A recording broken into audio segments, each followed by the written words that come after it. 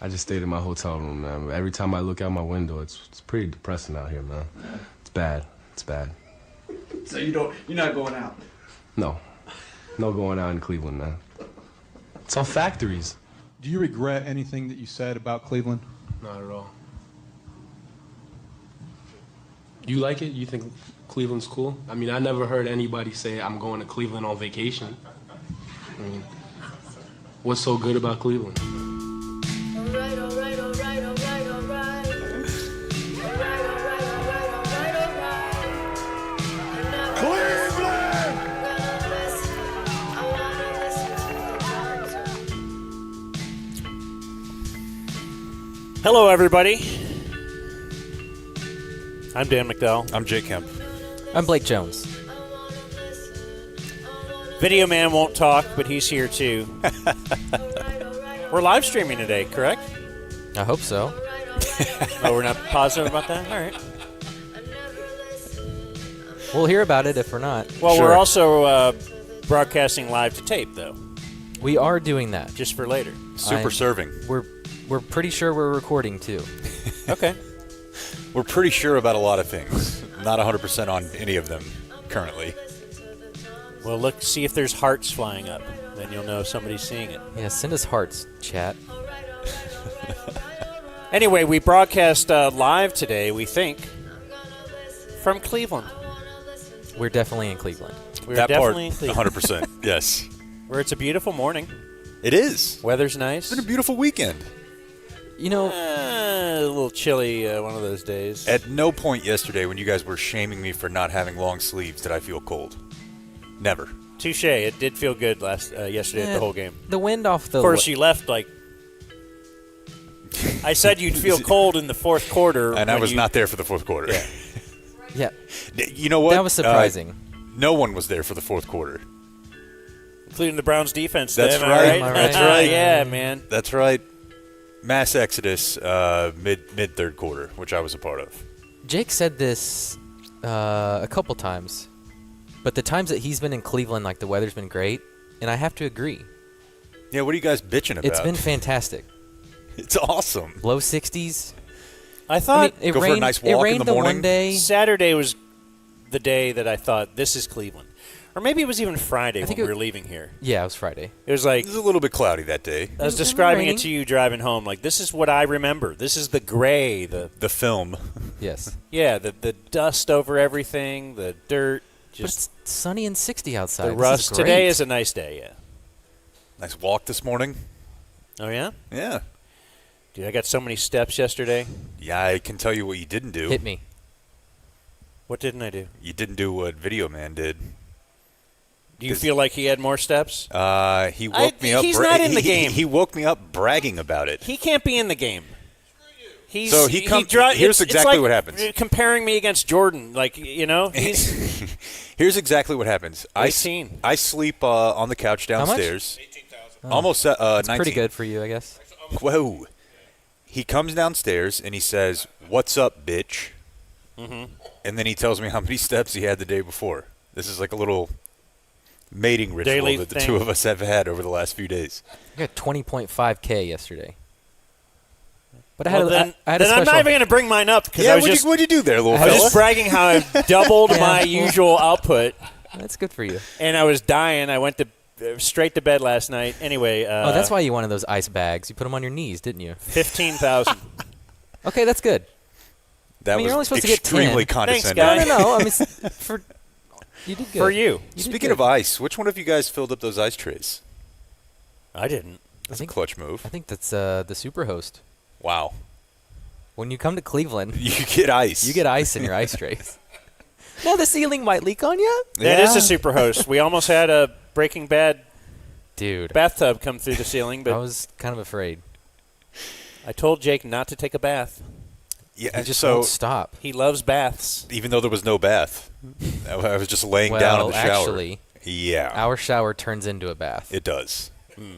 It's troubling. Did it this morning, though? The guy was there No, to he fix fixed it yesterday. No, Okay. he fixed it. Yeah. But for some reason, every Airbnb's shower drain does not work. So Or two works observations slowly. about the bathroom currently. One, everything I had got soaked. because it just didn't drain. And 2, he doesn't keep his toothbrush in the bathroom anymore. I learned my lesson. I noticed this morning. I'm like, oh, I only see one toothbrush. Yep. I will take it now. Put it right back in my bag. Yeah. Man, a lot of toothbrush follow-up. I don't know Yes. that we'll have time A for lot. that today. Yeah. Yeah. Yep. We have so much to do because we also – so today is Victory. Victory Monday. Victory Monday. Another win, all the winning. You know, there's only one team that's won more games over the last 3 seasons, Dan. Okay. Now do playoff games. Okay, back to Dan.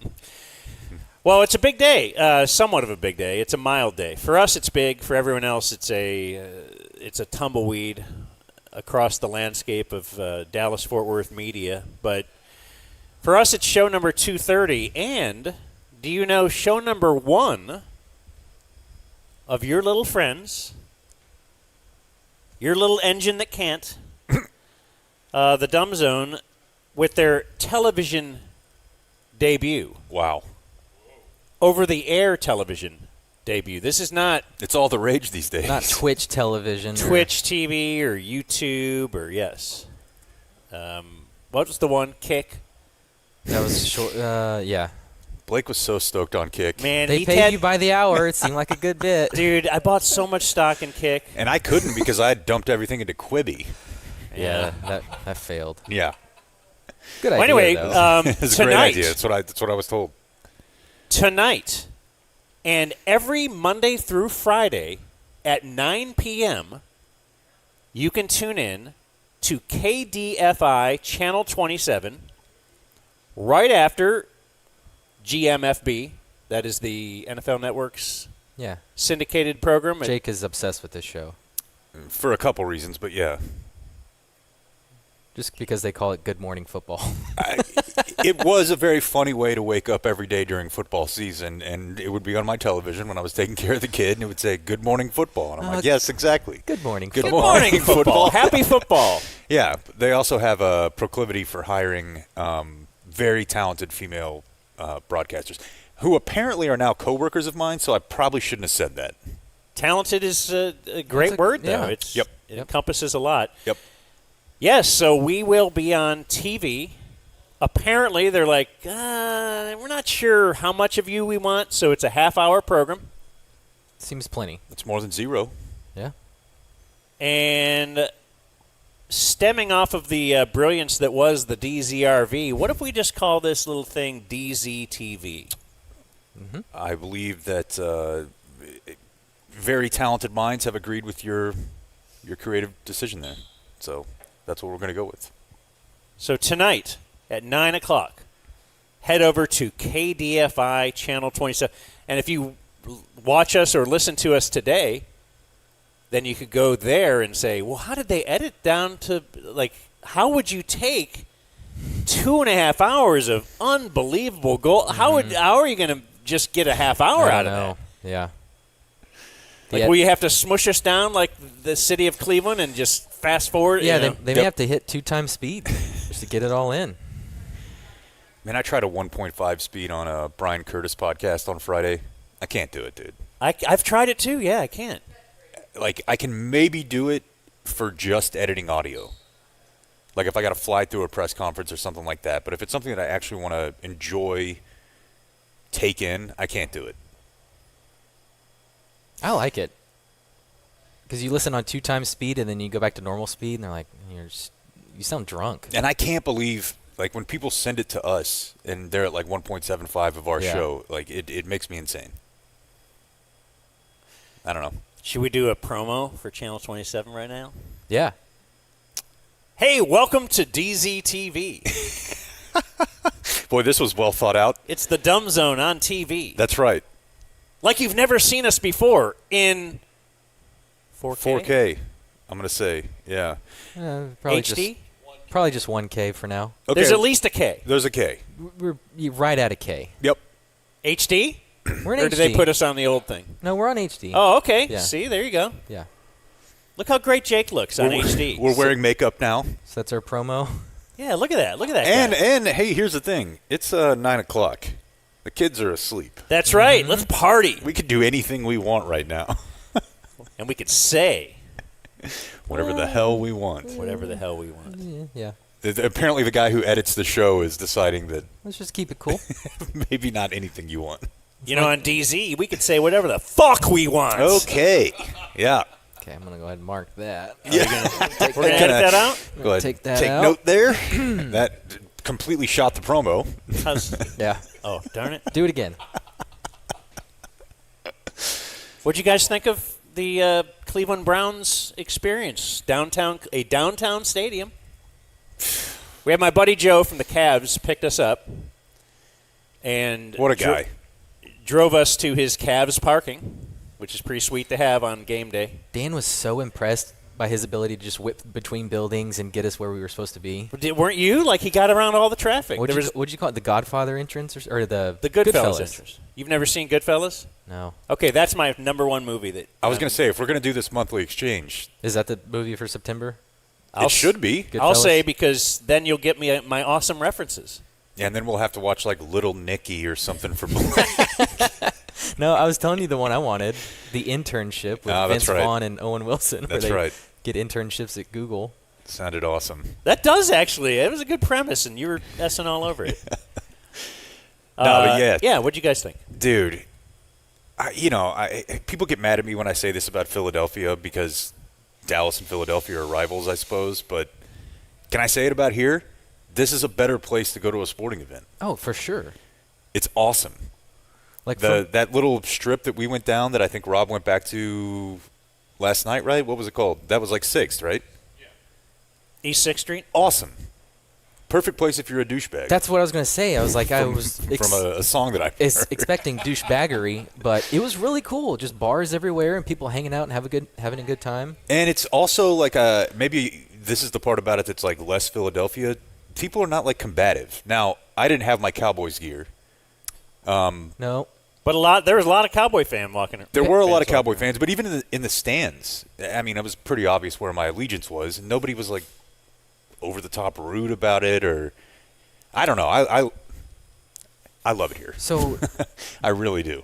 Jake got a shirt out of the Airbnb dryer, Yeah. which I think threw you off. So to go back to what happened yesterday, all of my clothes got soaked, and we did not have time by the time that Joe arrived to get all the clothes dried. So there was a shirt down there, and I said, I'm going to wear this shirt. It was like a bowling shirt. It was a bowling but it shirt. wasn't a bowl. It was a T-shirt, but it had bowling stuff on. But it. it had Yeah, it funny was not a- bunny bowling slogans. Yeah, there on were a it. lot of bowling puns. Like, I'm not bowling tonight if, and then it listed like 10 things. Well, let me go through your thought process, though. Okay. Everything's soaked. You need a shirt. Mm-hmm. You've got 3 friends here of similar size, and you decide I want to take a random shirt from an Airbnb that we're staying in. That some other guy is like. What if there was there you AIDS go. on that shirt? I don't think that's how that works. My AIDS cannot be transmitted through a shirt. My bowling excuses, Yeah. and then it simply lists. Just think of all the funny things you could say for that. Yeah, It's But, like, amazing they could fit them on a shirt. This place right here, The lane is too oily. My thumb got stuck. The pins won't carry. this building right here was amazing. Would you get a tea? Don't concern yourself with what I got going on Blake over just here. got a tea delivered to No, him. I I've just- never seen anybody get a tea. Boy, look at this service. Thank you. And you don't want to go to Look how France? look how tiny that cup is. Look at his little cup. Well, Put it on You got a little camera. tea? okay, but Put your no, not that one. Oh, that's probably this the is the cream. cream. Look, okay. Yeah, Yeah. just a dollop. a dollop. Yeah. So whatever that building was that we just had on the screen there, It's called the Arcade. Yeah, that was amazing. That was really cool, and it's It's supposed to be attached to a hotel, mall-ish? but it's kind of like a little walking mall, and that would be a good place to. When I worked downtown many years ago, that would be a place to go for lunch. A lot of places just open, 11 to 3, and that's it. It was cool. Yeah. You can just tell walking through downtown. There's a lot of history there. Cleveland. It's very cool. Yes, a downtown stadium, and it actually does create a lot of what do you call it? Not commerce, but It's not the same as Texas Live. right, money for local businesses. Economic These development. these are local, actual, and they're going to move that stadium. Do you know that? What? It was That's a big, been a big thing. topic of conversation yesterday. Was either it's getting moved or they're going to somehow retroactively dome that one. Yeah. Which On a day like yesterday, that seems criminal. Yeah, but like you were saying, it's only like that for 1 game a year, 2 games a year before it gets just blistering cold. It gets very cold, like I said, fourth quarter. sorry, but that's like part of the charm. I guess I can't really say that considering I haven't been here for that part of the charm, but I do feel like that's like a cool thing. And I got to tell you, dude, that's like the loudest I've ever heard an NFL stadium that's not covered. So before Now y'all, that waned pretty quickly. before y'all talk about the game, but just being able to park downtown, we get out, we walk through the 6th Street, we get a slice of pizza downtown, continue, like it was just all a part of the experience where if you just park in Arlington at the Yeah. Walmart, There might be a that's Chicken Express. That's missing. We don't Which get that. I would absolutely do spots for if you'd like to Yes, contact yes. us. But, Same you thing know, with like L.A. when we went to that stadium. yeah, It's like it's- Jerry World. There's nothing between your parking and and that's it's all part of the game day experience. then the Game day Smoke tailgating. 'em up. The tailgating is like the tailgating is like a college game. Yeah. Mm-hmm. As loud. People care. It's really People, cool. from what I understand, people used to show up like Friday night to start their tailgating, and they have limited that. And now, was it Saturday they let them in, or was it Sunday morning? It was either Saturday night, overnight, or Sunday morning because one of our listeners texted us and said, I've been in the Muni lot since 5:30 Eastern time. Yeah. That game was at 4:25. And it's I was like, dude. I had another listener say that Myles Garrett was in the Muni lot, and I thought he was just trying to get us to go. Like, I thought he was lying. But sure enough, Myles Garrett was there. Donovan Mitchell was there from the Cavs. So Did you see the it's Donovan like Mitchell clip, It's a Dan? community experience there. I didn't see the clip, but I saw his car. Joe identified it as we walked in. He's like, "Boy, that's got to be done. Like it's like a one of a kind, Did not know that. some kind of an amazing." He does vehicle. make like $40 million a year, but Yeah. Probably afford it. the clip is he's bowling with a keg, which apparently is a thing that people do here. Like he's got an empty beer keg, and they have pins, and he bowls a strike with a keg. Okay. Then people go nuts. Lane wasn't too oily for him, apparently. No excuses for his bowling. That is a funny excuse. Yep. So Channel 27. Yeah, Channel 27 every night, Monday through Friday. And I should mention, because we are live streaming today, this is new for Cowboys season. It's announcement season. Mm-hmm. Every Monday, we will live stream, Cowboy Monday. Or even if the Cowboys play Monday night, we're going to live stream Monday just to get the Cowboy stuff out there early. Just to, I don't know, why are we doing it? I'm trying to come up with some excuses. Because we want to. Because we want to. We can. And because we can. That's right. And because we're going to. Yes. So we will live stream every Monday, Football Monday. Man. So I started yesterday in 9 different football bits. This guy's been And how many are you down to? he has been going through it this So weekend. I've tried to pare my things down, and I've only just – the problem is I'm too nice, and I just want to be friendly to everybody who invites me into their thing. So I'm in fantasy football, of course, the Landry Cup. Been in that for like 20 years. I can never get out of it, but it looks like my team is absolutely horrible, and I might just give up the season right now. Or just start going crazy with trades. I might do that. Yeah, that's My team fine. sucks.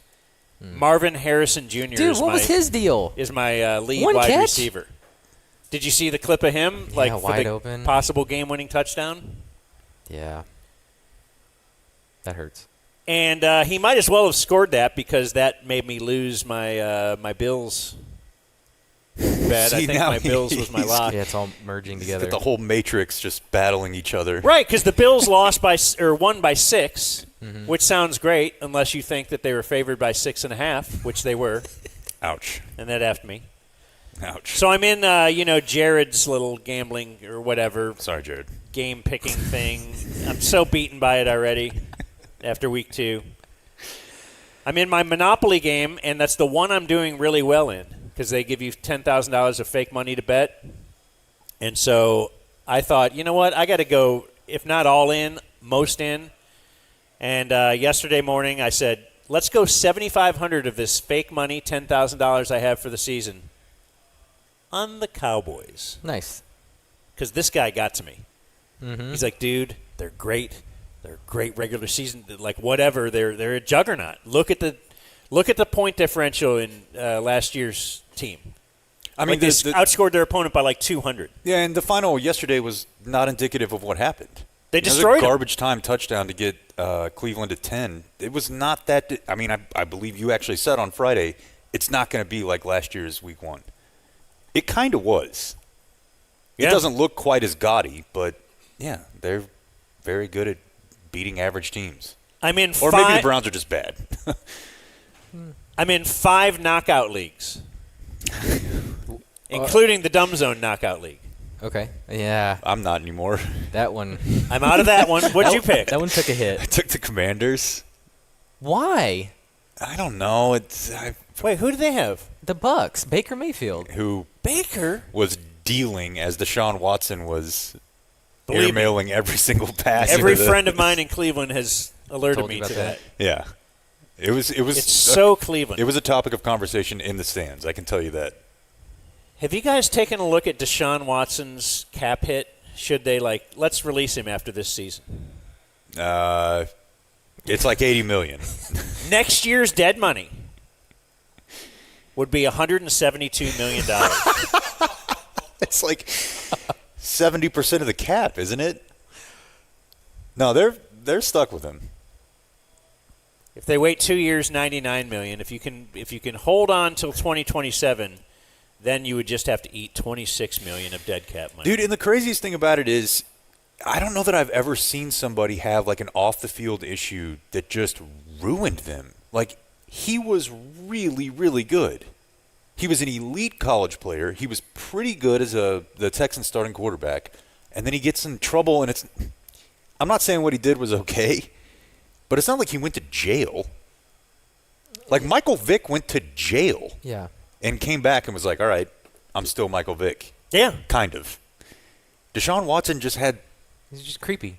super creepy, potentially illegal public issues. And then he just forgot how to play quarterback at the NFL level. He's sailing everything. And he also looks like, you watch him and you're like, dude, nothing about this guy inspires confidence in me at all. Like, he looks like he doesn't want to be out there. I don't think his teammates like him very much either. Doesn't appear that that's the case. Now, not having Nick Chubb, losing Njoku, those things matter, but still. He never wanted to be here, though. No, he wanted to go to Atlanta, right? Yeah. And so Cleveland decided, well, let's guarantee The whole freight. the whole thing, making NFL history. And he is awful. He's awful. He's awful. And Do they ever bench him, or you can't, right? You just have to. To, again, recount to you some of the things that were being brought up in the stands yesterday, Jameis got very popular by about the second quarter. Hey, you know what you're getting. Not quite as popular as Trey Lance at Cowboys camp, but there were some Jameis murmurs. Wouldn't you take a 30-30 year over Deshaun Watson right now? Well, look how good they were last year without Deshaun Watson. Flacco. Flacco. They have a good team around him. It's unbelievable. They're a hard watch. But the Cowboys, man, that might be a case too. It's possible that you're just sitting here looking at a really, really good team against an average team. Because the Cowboys are a really good team, man. Yeah, and, you're 20% of the way to your 5-0 bet. Most of the teams that they're going to play in that stretch are not better than them. Baltimore at home is the toughie. Baltimore at home will be the tough one. But, like the thing I wrote this morning, Mike Zimmer, did we just underrate how big of an addition that is because Dan Quinn was also great? Like, that might be a 1-to-1 trade-off, right? Now, they Yes. play different. He's going to bring a lot more pressure. Sometimes he'll have an eye patch on, confusingly. Thank you to the one guy here who remembers the Mike Zimmer eye patch. But, like, if you look at every single position that matters, they're pretty good there. They're pretty good at left tackle. They have an elite corner, and they might have another one coming up while Bland's out. They have an elite wide receiver, and their quarterback's pretty good. Their head coach is pretty good. There's no reason to think that, again, they won't be one of the 5 best teams in the league. And those teams typically beat the piss out of average to bad teams. Locked up Dak right before the game. So So Cowboys. God, so Jerry, man. It's just, Do you think it was calculated to be the morning of? how could it not be? Steal the news cycle in week 1. And it's the exact same contract, maybe even more so, that we've been talking about for 6 months. Yep. It's $60 million a year with 80% of it guaranteed. Yep. We all knew that was going to be the deal. And Yes. it's not like he was great yesterday. He was fine, but didn't really have to do much. You get a turpentine touchdown. Is it just 80% guaranteed? Somebody had sent me an email just talking about how No, Charles, you're right. It's more than that. Charles sent us an email just talking about the cap and how Dak's deal really does work out in line with other top quarterbacks in the NFL. As a percentage of the salary cap? Yeah, he's 23.5%. Burrow is 24. Allen is 23.5. Herbert 23. Jackson 23. Mahomes 23. So, okay, on and on. It's kind of in line with the top quarterbacks. Okay, yeah. So Dak is, I'm looking at your computer, 96. It's 231 out of 240, right? So that is, my math was incorrect there. And then, so it's the guaranteed money. According to emailer, the going rate is 65 to 80% guaranteed. But Dak is blowing that away because he has 96% of his money guaranteed. Deshaun Watson, 100%, of course. Justin Herbert, 83. Stafford, 81. Goff, 80. But But the thing I think about that is that he said multiple times while they were discussing this deal, like he brought up other quarterbacks and said, it's on me to get a great deal to help everyone else out. So whatever the next deal for Herbert is, it's going to be more than 83%. right, Whatever the next deal even for if they're stubborn and I'm not going to 96. Okay, well you got to get me closer. Yeah, exactly. So, yeah, he's a brothers in arms, I guess. He won, without a doubt. Every player wins. When have the Cowboys won? And That- next up, it's Micah. That Yes, was yeah. and That was the it'll other be- thing I wrote this morning. Is like, he ain't gonna be a Cam next year. No. Why would he? He'll sign right before week 1 for the deal we all thought. Right. And we're going to play the same circus again. And he'll be the highest paid defensive player in the league. Yeah. And we'll have to talk about it for 4 months leading up to it. And we'll be comparing his numbers against T.J. Watt, Myles Garrett. It's the same. It's the same story over and over. Yeah. Did you know that today's Cowboy Talk, which we've already kind of launched into because the whole show is Cowboy Monday, is brought to you by Qualis Roofing? I know now. Okay, we didn't preview this very well. Anyway, I was texting with Brian, one of the Bryans. They got a lot of Bryans over there at Qualis Roofing. Got to watch out for that. But they were talking about the fact that if you get if you have them out for a free roof inspection, you know how their copy points previously said they'd give you a DumbZone T-shirt for free? Just have them out for an inspection. That's all. Yep. He's like, what if we also we could offer a year-long subscription to the DumbZone Hey now. Wow. for free. Yeah, and I heard Brian telling you this morning that he actually wears the shirt to the inspection and then just takes it off. Yeah, he might do that. So if you're into Game worn. seeing a guy who knows how to fix a roof shirtless, Qualis is your team. They were really great. They did fix our roof. So they have the roof above the Dragon Den of Inequality is built by Qualis Roofing. But and they worked, they kind of handled the insurance company for us. You know how you got to call the insurance company and Beating. get on hold, and then they say, well, no, we need this from your roofing. And then you got to call them, and you ever do that back and forth bit? Anyway, Qualis kind of will take care of that all for you. They make it really easy for you. They have a phone number, Jake. They do have a phone number. It is 817-500-9008. Qualis, QUALISGC.com is their website. You don't know anything about your roof. You probably think it's okay.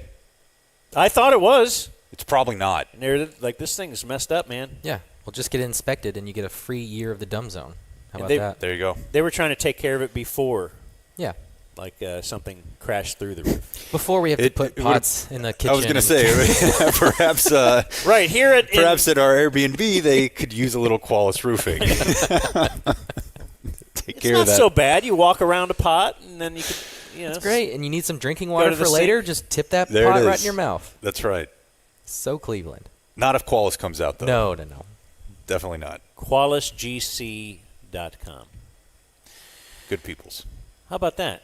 How seamless was that? So I actually had press pass, Oh. and I sat in the. Look at this Wow. guy. Little, you put on your little Grantland Rice hat. Dude, you never have to flash your press pass because Has he ever told you his story?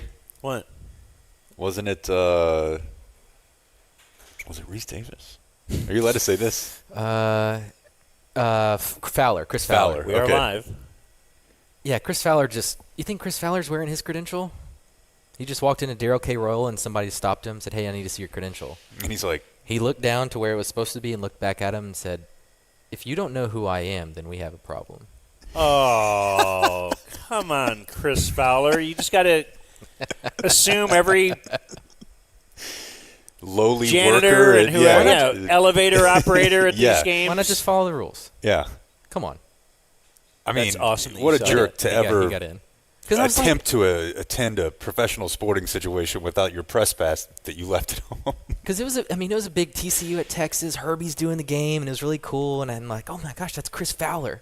And then the guy stops him, and I'm locked in on what's going on. And he's like, hey, bro, Well, at Cleveland Stadium, I'm Chris Fowler. you never have to, or Progressive, right? Progressive? No, Progressive Huntington or it's like something? it changed this Huntington year. Bank? Okay.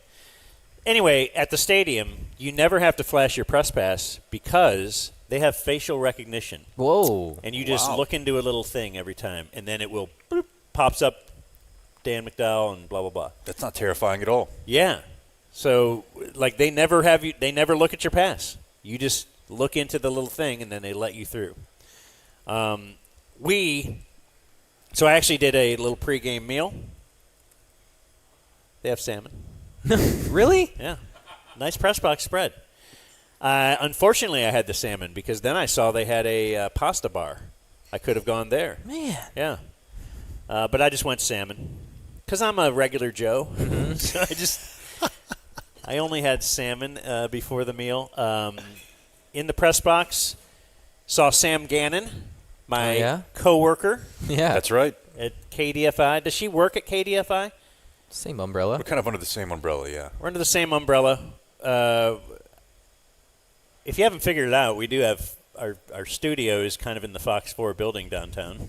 It's not kind of. Is that a big announcement? I don't think we kept that under wraps like we were supposed to. Oh, We tried. We did for a while. Yeah. anyway. Tough to remember to always take the thing off. Yeah, the badge kind of says Fox on Yeah. it. But I got a little half hug from Sam Gannon. I didn't stand up.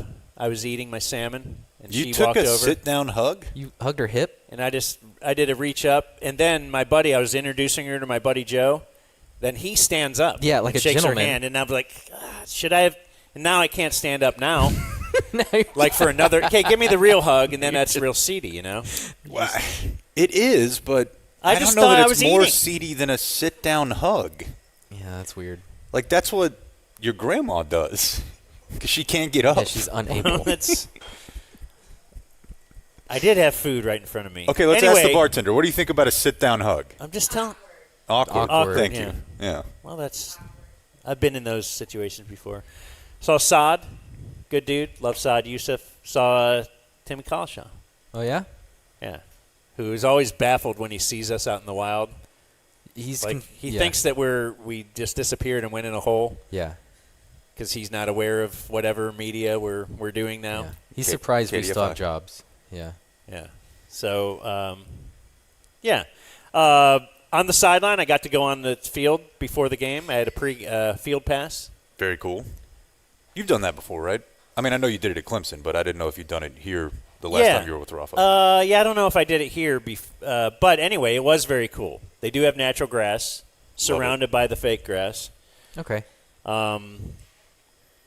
And got to interact with Bernie Kosar. No way. Wow. Did you tell him how much you've been enjoying his Yeah. Did you his tell him about Joe? his coffee? Oh, I forgot that I have a Kosar coffee. Damn. You should have seen Dan. I should have said, hey, Kosar coffee, When how he come? noticed he could buy it? We were walking through the supermarket. We're getting water. He's getting his yogurt and apples. And we're walking along, and then there's this like display of Kosar coffee, and he's walking. He goes, "Holy shit, Kosar coffee!" And he goes Thank you so and buys a bag of it. Like, it's obviously some coffee company. They're like, hey, Bernie, can we slap your name on this? Yeah. It's 100% the Well, car of course. dealership rule, Right. right? What do you think he's Yeah. out there collecting beans and making Right. it himself? No, but I'm like, oh, this is probably great. Bernie Kosar just moved to Peru. No, highly unlikely. You should have told him, though. It is crazy, though. Like, I think the only time I've done it was at Arrowhead, because we have a guy who listens who works for the Chiefs. Everyone is so much bigger than you think. Yeah, especially in pads. And so much faster, even in just warm-ups. Like, I've been on the field for a bunch of college games. Mm-hmm. It's night and day. I saw Andrew Siciliano on the sideline. How were his ears? You know why? Yeah, he flew away. Dumbo? Apparently, he's from Cleveland. Don't know if you guys knew that. I respect him a lot in the same way that I respect Windhorst. Because they've been able to succeed at television despite having like a very defining characteristic that is highly unattractive. Like, it's not like he can lose ear weight like Windhorst could lose Yeah. his gut, but I respect it. He's succeeding. He is the Browns' new radio play-by-play guy. For real. Because Jim Donovan, who you've heard many times on Homer Call, has some cancer situation. Well, Has cancer, I guess. I wish you'd have left I was it as laughing at the has way some I was laughing cancer. at the way that you said that. Yeah. Not the cancer. Well, I mean, if you laugh, it will diminish its ability to hurt you. And it helps heal. Maybe. Yeah. Yes, laughter is the best medicine, they Yep. say. Yeah, so that's why I was just surprised that I'm like, why is Andrew Siciliano here? So that's my pregame fun, and then we get to the game, and gosh darn it, golly gee, if Jake wasn't right on a prediction One. made, what was it, February? What day did they sign Zeke? Do you remember this prediction? Yeah, but you're wrong, though. Didn't he get the first carry of the season? Second. Oh, I thought he was. I'm 95% sure Terp got the first one. Interesting. I don't remember off the top of my head. The only reason I feel like I'm correct about this is because I was very locked in on this. Okay, you could be correct, but I was because I was. But he in was the second stands. one, though. All right, Yeah. And so you didn't cash. he in was on their that. leading rusher dude. at 40 yards. He didn't look Didn't look that bad. Kind of had a little burst. I hate it. My buddy Joe is like, he looks thinner. He looks a little faster. I'm like, He's way thinner. He's there. Yeah, he's right. first carry. No. I'm saying like he looks good. Oh, okay. Like when he got that swing pass and ran for 10. Yeah, it's I mean, he got some garbage yards. It was 3rd and 20 on that first drive. Let's hand it Yeah. to Zeke. We'll get him a nice 8 here. It'll make the overall average look a little better. But, early on, and so this is way, way, way early on, you're like, I don't know. Maybe this is going to be a tough game.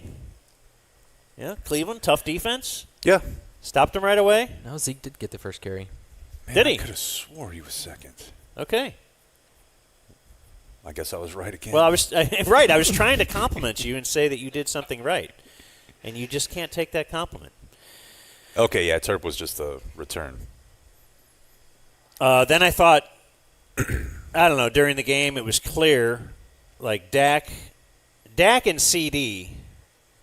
I just wondered if Jerry mandated that they have the same amount of offensive touches as their percentage of the salary cap. Like, it's just those two going back and forth the whole game, which is great. If you've got a guy like that, go back to the, 2 years ago playoff game against San Francisco? Yeah, like where two we didn't- targets. Yeah, like, this is the guy. These are the guys we're paying. Let's get them open. Figure it out. That's McCarthy. Yeah, it's got to be. Yeah. And then Ferguson goes down, so there's not a whole lot of other options at that point. Yeah, I'm not really familiar with the game of any of the wide receivers besides Brandon Cook on this. Cooks on this. And he was fine. Yeah. And they'll play Turpin more at receiver. You think? Well, he's got to learn to catch. He's not the greatest when it comes to the hands, but I mean, CeeDee Lamb can take over a game at any point. At any point, he can break one. So he's worth it.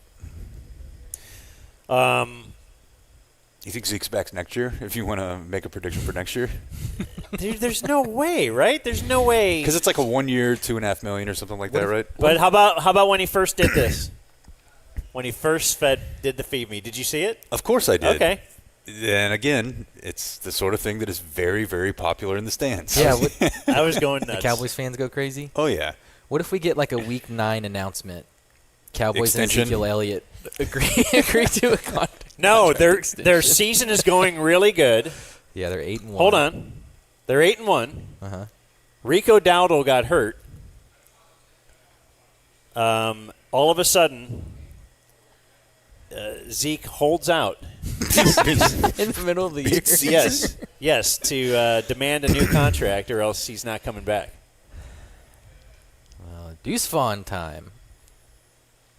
He plays on special teams now. You got to carry. You got to carry. Had a nice block on a couple returns.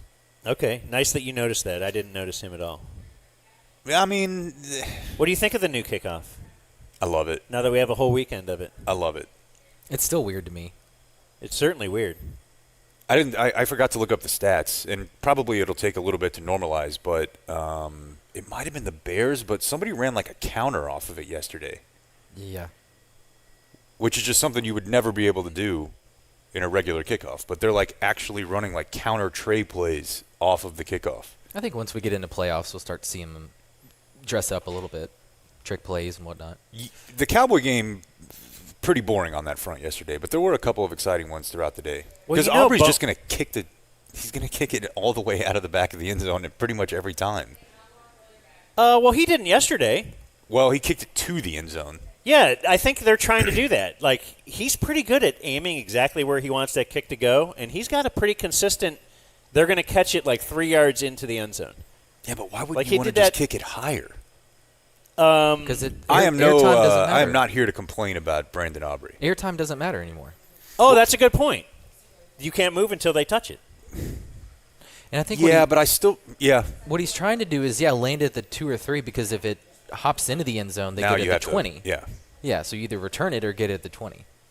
No, I saw – yeah, he was practicing that a ton before the game for sure.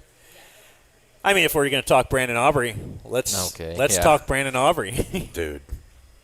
What a robot. What a machine. So they roll him out from 66 right before the half. Yeah, so the end of the half, first of all, Browns, Kevin Stefanski has to be better than this after 4 years of being a head coach. Was he coach of the year last year? I think he was. Thanks to, He's been twice. Wow. So thanks to, Joe Flacco last year for sure. But that right before half, they had like 40-some seconds. They end up giving the ball back to the Cowboys, and the Cowboys almost ended up scoring again. Yeah, they had to punt. Turpin returned it to about the 40. And then, one comeback But just the route to clock Cooks. management, the game management, letting the Cowboys get the ball back is ridiculous.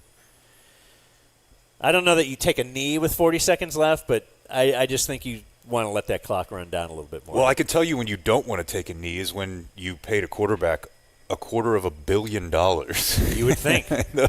That's pretty much the time where you think, all right, well, we've got a couple timeouts here, 40 seconds. Let's see if we can at least get 3 on the board. So what was it? It was already 20-3, right? Yes. Yeah. Anyway, so yeah. The Cowboys end up with, they just have to make one pass, and all of a sudden they're, in his range. quote, in field goal range. They're in no one's range. 66 yards is the longest field goal in NFL history. So they're Yet I think you're actually right. they're in his range. Yeah. No, I mean, we were debating this morning at the house, where would it have been good from? And I think it at least had a few more yards on it. It might not have been good from 75, but I think it would have been pretty close from 71 if they attempted it after the delay of game penalty. So I don't know where you And guys. McCarthy's freaking out over there, yelling at the refs. I don't know what happened. I don't know but- where you guys were sitting, but all the field goals kind of look similar on television. But was it weird seeing him line up on the other side of the 50? Yes. Like in person, it has to be like it doesn't compute. And I really thought they were going to let him take another run at it. The 71. Yeah. If the Browns, hadn't called timeout. If I can back to the 9 different football bits I'm in, the last one I was somebody talked me into. You'll be really surprised who told me I should get in this one. Mike Soroy. Explain the bit, and then I'll guess. He already knows. Oh. Because it's a confusing bit. KT. KT. I'm in a kicker knockout league. What the fuck? So mark that Yeah. for DZTV. I'm in a kicker knockout league. Okay. And what that means is every week you pick a kicker. You can't pick the same kicker twice. And if that kicker misses, then you're just out of the league. Kind of like our knockout league for picking a winner. I'm out because in our knockout league I picked Cincinnati. And Can you reuse a kicker? No. You can't pick the same kicker Okay. twice. So that means you're kind of looking at who's in a dome maybe this week? Who's this? Who's that? Who's Weather. hot? Yeah, weather. But anyway, KT said, do I want in this? I got in it. And I picked Brandon Aubrey for my first one because he's our guy. And so now I'm pretty nervous. First of all, didn't he hit like a 57-yarder earlier? Yeah, there was a 40 and a 57. He made 4. But he made 57 like it was nothing. Yeah. And then, now they line him up for a 66, and I'm like, okay, I'm going to be out of another knockout league right now. You were happy about the delay of game? And it was no, because he made it. Well, yeah, but I mean, the idea that they might have At first, attempted it, then when they were lining up to try the 71, I'm like, oh, my God, are you kidding me? But I would have liked to see it anyway. I would rather be knocked out and have seen him attempt that. Maybe they decided not to based on the fact that Browns are sending a guy to be a returner. Yeah, that can be a problem.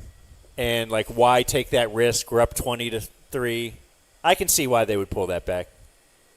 Do you find yourself getting nervous for him like I do? Yeah, I do. I feel like he's my son. Just because we had him on twice? Or my brother or something. Yeah, I've met the guy for 10 minutes. Yeah. And I'm over there biting my nails.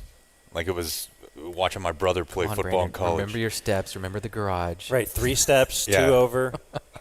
The mom from Rookie of the Year or whatever in the crowd. I'm like, maybe he'll look over at me and we'll lock eyes. But even after he made that 66, and then they were sending him out, theoretically, they were just keeping him out there, he didn't change expression at all. He didn't look like, oh, my gosh, really? They're going to have, he was just like, okay, let's go. Oh, for the 71. Yeah, and Yeah. I don't know, man. I would like to see it. Yeah. I think he will set the NFL record for longest kick. Yeah, I mean, if Bones has anything to do with it, he's over there pleading for it. It's the sort of thing that they would do in baseball. As a bit? Yeah. Hey, Yeah. let's try this. Let's Last just try game it of the because it's a record, whatever. Baseball has time. Yeah. Football, Well, if you're not as much. winning games by, although bits, they just don't like bits as much in football. Yeah. Like if McCarthy was to say, hey, drop a knee right there so that we can give him a chance at the all-time record. Right. I don't think he would do that. Baseball, the sport that famously, well, now I don't know what we can say and can't say. I think we. You can need say to- anything, we and he'll need to just not use it We on- need to do our show. To my knowledge, football never had an owner that put a little person into the game to drum up publicity. Baseball did, Yeah. Yeah, and gave him a half number. which was awesome. Or in a fourth, I think. A fourth, sure, which is disrespectful, frankly. So, defense? I mean, what can you say, dude? I liked Overshone. He is ridiculously fast for that position. Like, he was tracking sideline to sideline. And, again, he was a super, super cool dude to us. He's pretty light, which I guess might just be like the way that the NFL linebacker is now. Like, he's not a big guy. Mike is not a big guy. No, and especially now. But yeah, Overshone is awesome. I thought I wish he was wearing 0, though. Why? That's what he wore in college. Oh, okay. And it looked super Are you cool. not allowed to wear 0 in the NFL? I think Jerry actually said no. Oh, Jerry has a friend who's. Jerry's never had a friend that wore 0, So so you it doesn't can't do remind it. him Right. of anyone. Right. Well, that He's sack, awesome. Diggs is awesome. That sack that he actually ran past Micah on to get the sack does show you how fast he is. And that was a horrible Deshaun Watson. Like, he had Not sure where you're going with that. He had all day to throw. I think it was a 4th down, but still, Yeah. you got to get rid of that ball. You can't take that sack there. He will hold the ball on you. And the thing is, like, the one thing that he does actually pretty well is he can't escape pressure. You know, like he got himself out of a 2 or 3. Got out of that first Micah try. Yeah, but And then the next play or very soon thereafter, Micah not much else. made sure he wrapped him up. Yeah. What did Micah get? 1 sack on the day? I think he had the sack, he had the tip, and then like 4 or 5 other pressures. Oh yeah, he caused the interception. The pick, yeah. And then I was actually going back and watching that this morning. He tips the ball, it gets picked, and then he immediately is just headhunting the block. Oh, was he really? Yeah, like, okay. Now's the part where I'm allowed to just absolutely take somebody's head off. And he did. Dude, they've got some real stars on the team, man. I thought Eric Kendricks was awesome yesterday, too. How about Eric He's the one who had the Kendricks? pick. Right? Yeah. Yeah. He also sack? Tackle for loss? I don't know. He had a sack. 2 sacks. Okay. D-Law still looks like Which D-Law. you think like, oh, Kendricks played for Zimmer. You know, we hear that a lot, and towards the end of his career. But he flashed a lot. You're about to say D-Law because I keep waiting for his Precipitous decline. decline. Yeah. 2 sacks as well. Yeah, they have a very legit defense, and Dak is good enough on most days. So Brian Anger was in Pro Bowl for him. Banger. Banger. I even look at him like when it's time for the hold, I'm like, great hold, Brian. Come on, Brian. We need a good snap, Trent. And I was saying this yesterday at the Airbnb, but because by the way, so I left. Joe and I left after the Deshaun Watson touchdown drive, which was already kind of garbage time, but early in the 3rd quarter. Yeah. And that's when we decided, you know what? What if we weren't here? We've had our salmon. We had the salmon. Things are going well. But I love the Cowboys line shift.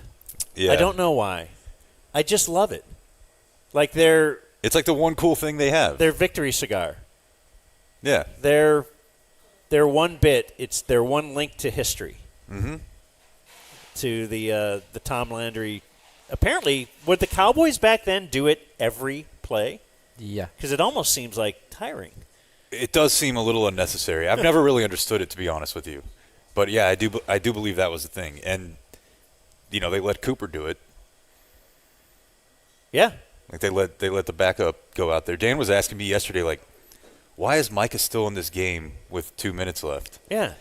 And my conspiracy theory is he wants to get as many snaps at edge as possible To qualify? so that somehow he qualifies for whether it's the franchise tag or – because there's no reason for him to be out there. I don't think that's a joke, man. Once you said that is very logical. Because they can't tell him anything. Think about who you're talking to. Yeah. The guy who knows everybody's money and knows how the whole game works and can't really be told what to do at this point. It didn't look like – Because well, he never comes out of the game. you watched most of the game, right, on TV. You didn't go to the game. So are they even – every time I saw him, he was on the edge.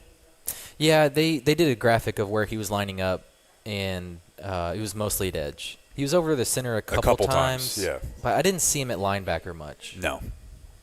Which maybe having overshown lets you do that. And maybe if you get up 20-3, you don't want to show all your cards. Good times. Yeah. Like nothing but good times. I don't know what is a negative coming out of the game, really. Any big injuries? Ferguson. Yeah. How long? Don't know. What are they saying about Jordan Love these days? Have you read? Yeah. It's MCL, so Like a 5-week thing? few weeks. not the whole year, but at least for like a month. Man, the That was NFL, random. NFL being back is pretty great. Even though I'm out of like half of my knockout things now, Yeah. but I don't know. Something to do. Keep track of fantasy football. See Kirk Cousins hang 10. Yeah. He didn't do too hot, did he? No, No, they put up 10 points on the Steelers. Steelers won again. Jets Niners tonight. Jets Niners tonight. We're not even done. We have a Thursday, Friday, Sunday, Monday slate. So we Wait. have the An overtime game last night, which were on the East Coast is like 1 a.m. Yeah. It's insane. okay. Yeah. Your thoughts on East Coast time? I'm teetering now. Okay. Yesterday he was anti. I was very severely anti. Complaining all day. Because you wake up, looking around, 4 hours until the NFL gets going, and we're watching these spare pregame shows. But I'm a late night person, as you guys know. Yeah. And working into the night and still seeing it's like, third quarter. I don't know. It was kind of nice to have something on because I'm just used to working late and nothing is on TV. There's nothing to stay up for. So it was kind of nice. Went to bed Friday night watching the Argyle football game. That was cool. That was Like- watching him sit there and build that thing. The more time I spend around him, it's very confusing to me how productive he is based on his schedule because this dude will sleep in on you. Yet he gets like way more done than I could ever imagine. And I think I'm somewhat of a grinder. And he's sleeping until 10 o'clock in the morning. Yeah. And I'm like, how are you? I've slept hard this trip because I can't at home. But that's the thing I don't understand about y'all, morning people, is I'm afraid that I would run out of time in the morning. And so if I work late at night, I can take as long as I need to because I need to get my stuff Well, done. the key here, Blake, is you just get up earlier. I know, but you might run out of you might underestimate how long something will take. I know And that used to be I don't Dan's like bit that for feeling. sure. I don't like feeling rushed and panicked. I got to go. I need to leave right now, but I have these 4 things to do. Yeah, I used to always want to go to sleep being fully prepped. Yes. If I just wake up For right sure. 5 minutes before the show, I can still do it. And I feel better going to bed because if I have stuff to do in the morning, I'm thinking, oh man, I got to get up early and hope I think your wake up. I brain hope just I don't works snooze. better when you first wake up. I think this is like verifiably true based Really? on neuroscience. Yeah. But he Don't look No, that I up. mean that makes sense. That makes sense. I'm not a morning person. So Please I don't. can't get anything. But done in Blake the is an morning. incredible multitasker. So yeah, and he like really cares about Argyle football because he's watching it the whole thing Friday night, and then he's also on his iPad. He's got building like it. no, he's got some video. Oh yeah, what were tournament. you doing? Okay, I forgot about this. He's over here yelling and hollering like he's watching, a TCU game or whatever he cares about. And I was like, "What's up?" And he's like, "This Halo tournament is popping." I did not say popping. I'm like, Bussin'. You I said didn't say bussin'. bussin'. I was like, "You're watching Halo right now?" It's a Halo major. The Salt Lake City major. It's the last major until Worlds. The 5th? How many majors are there? Well, 4 and then Worlds. So there is the Yeah. fifth. But he was like really, really into it, and I'm like half awake. It's one and I of was the like, "What's up, man? Is there something on I'm missing?" Argyle football and Halo is like the few novel things I still have. The Cowboy, I don't know. I'm just over college football and the NFL. But Yet you're that's- doing that. That's real to me. Damn it. You're watching college football in the NFL, and you're also cutting up DZ TV, Yeah, we got some episodes in the can. which will be airing tonight and every night, Monday through Friday at What 9 channel? o'clock on KDFW. KDFI, KDFI. 27. 27. KDFI. We'll get- KDFW we'll is get it right. another station in town, isn't it? It's the other one. God damn it. It's Come on, no, man. dude. Well, we're not going to use any of this anyway. You're not I going was- to use I was- when I said KDFW. No, but I was going to lead our program with my Halo tournament talk. Well, we can't now No. He's got a lot going on. because this I have guy a over potty here. mouth.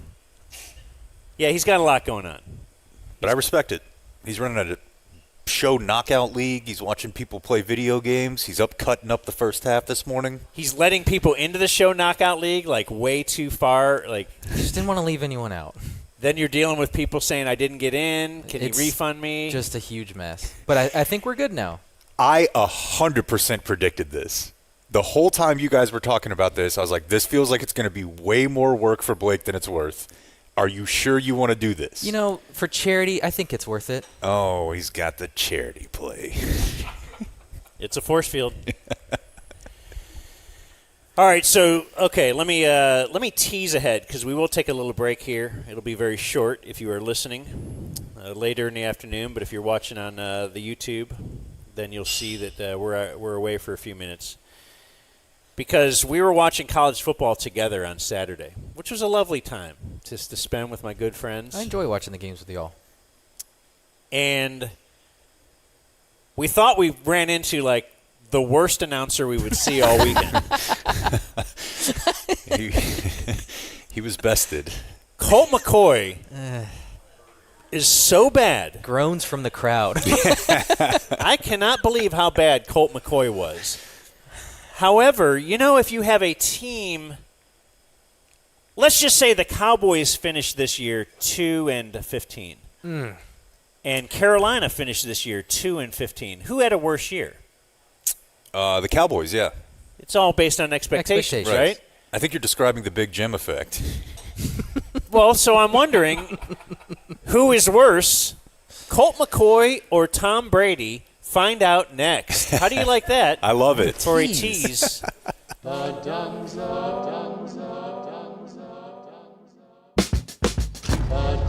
There are times in life you wish you had a do-over. A chance to warp back in time to change your fate. Back to before you made the wrong choice. If you're in a wreck, make the smart choice right away.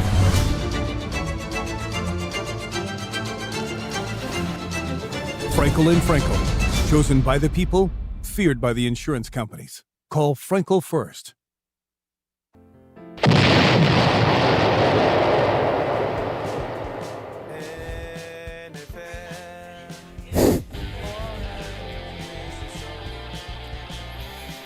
You're listening to The Dumb Zone.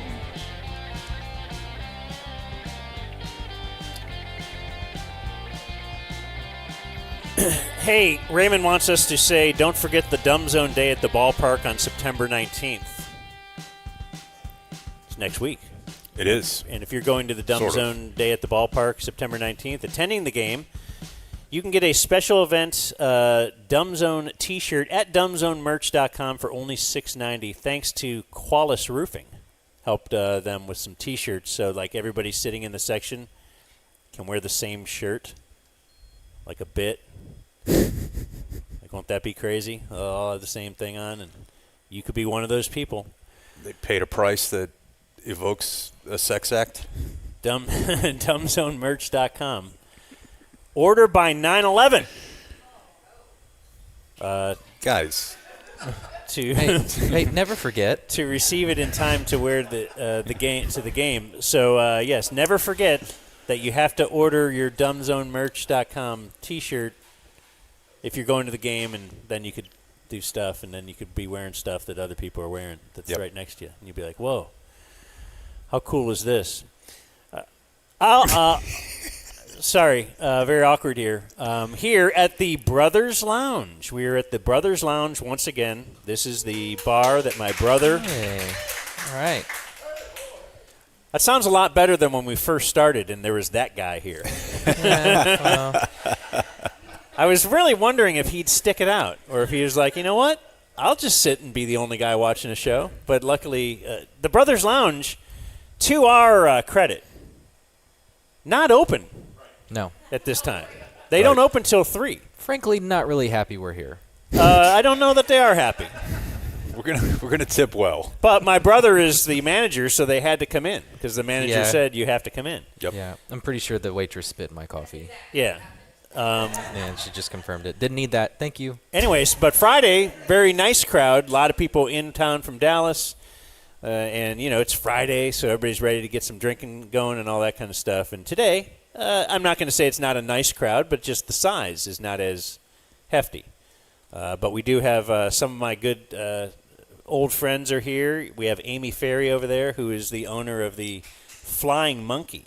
So if you're ever in Dallas, or excuse me, in Cleveland, if you're ever in Dallas, you'll be a very far place, far away from the Flying Monkey. But go to that bar; it's awesome. And then Marianne Rubin, who doesn't own anything that you can go to.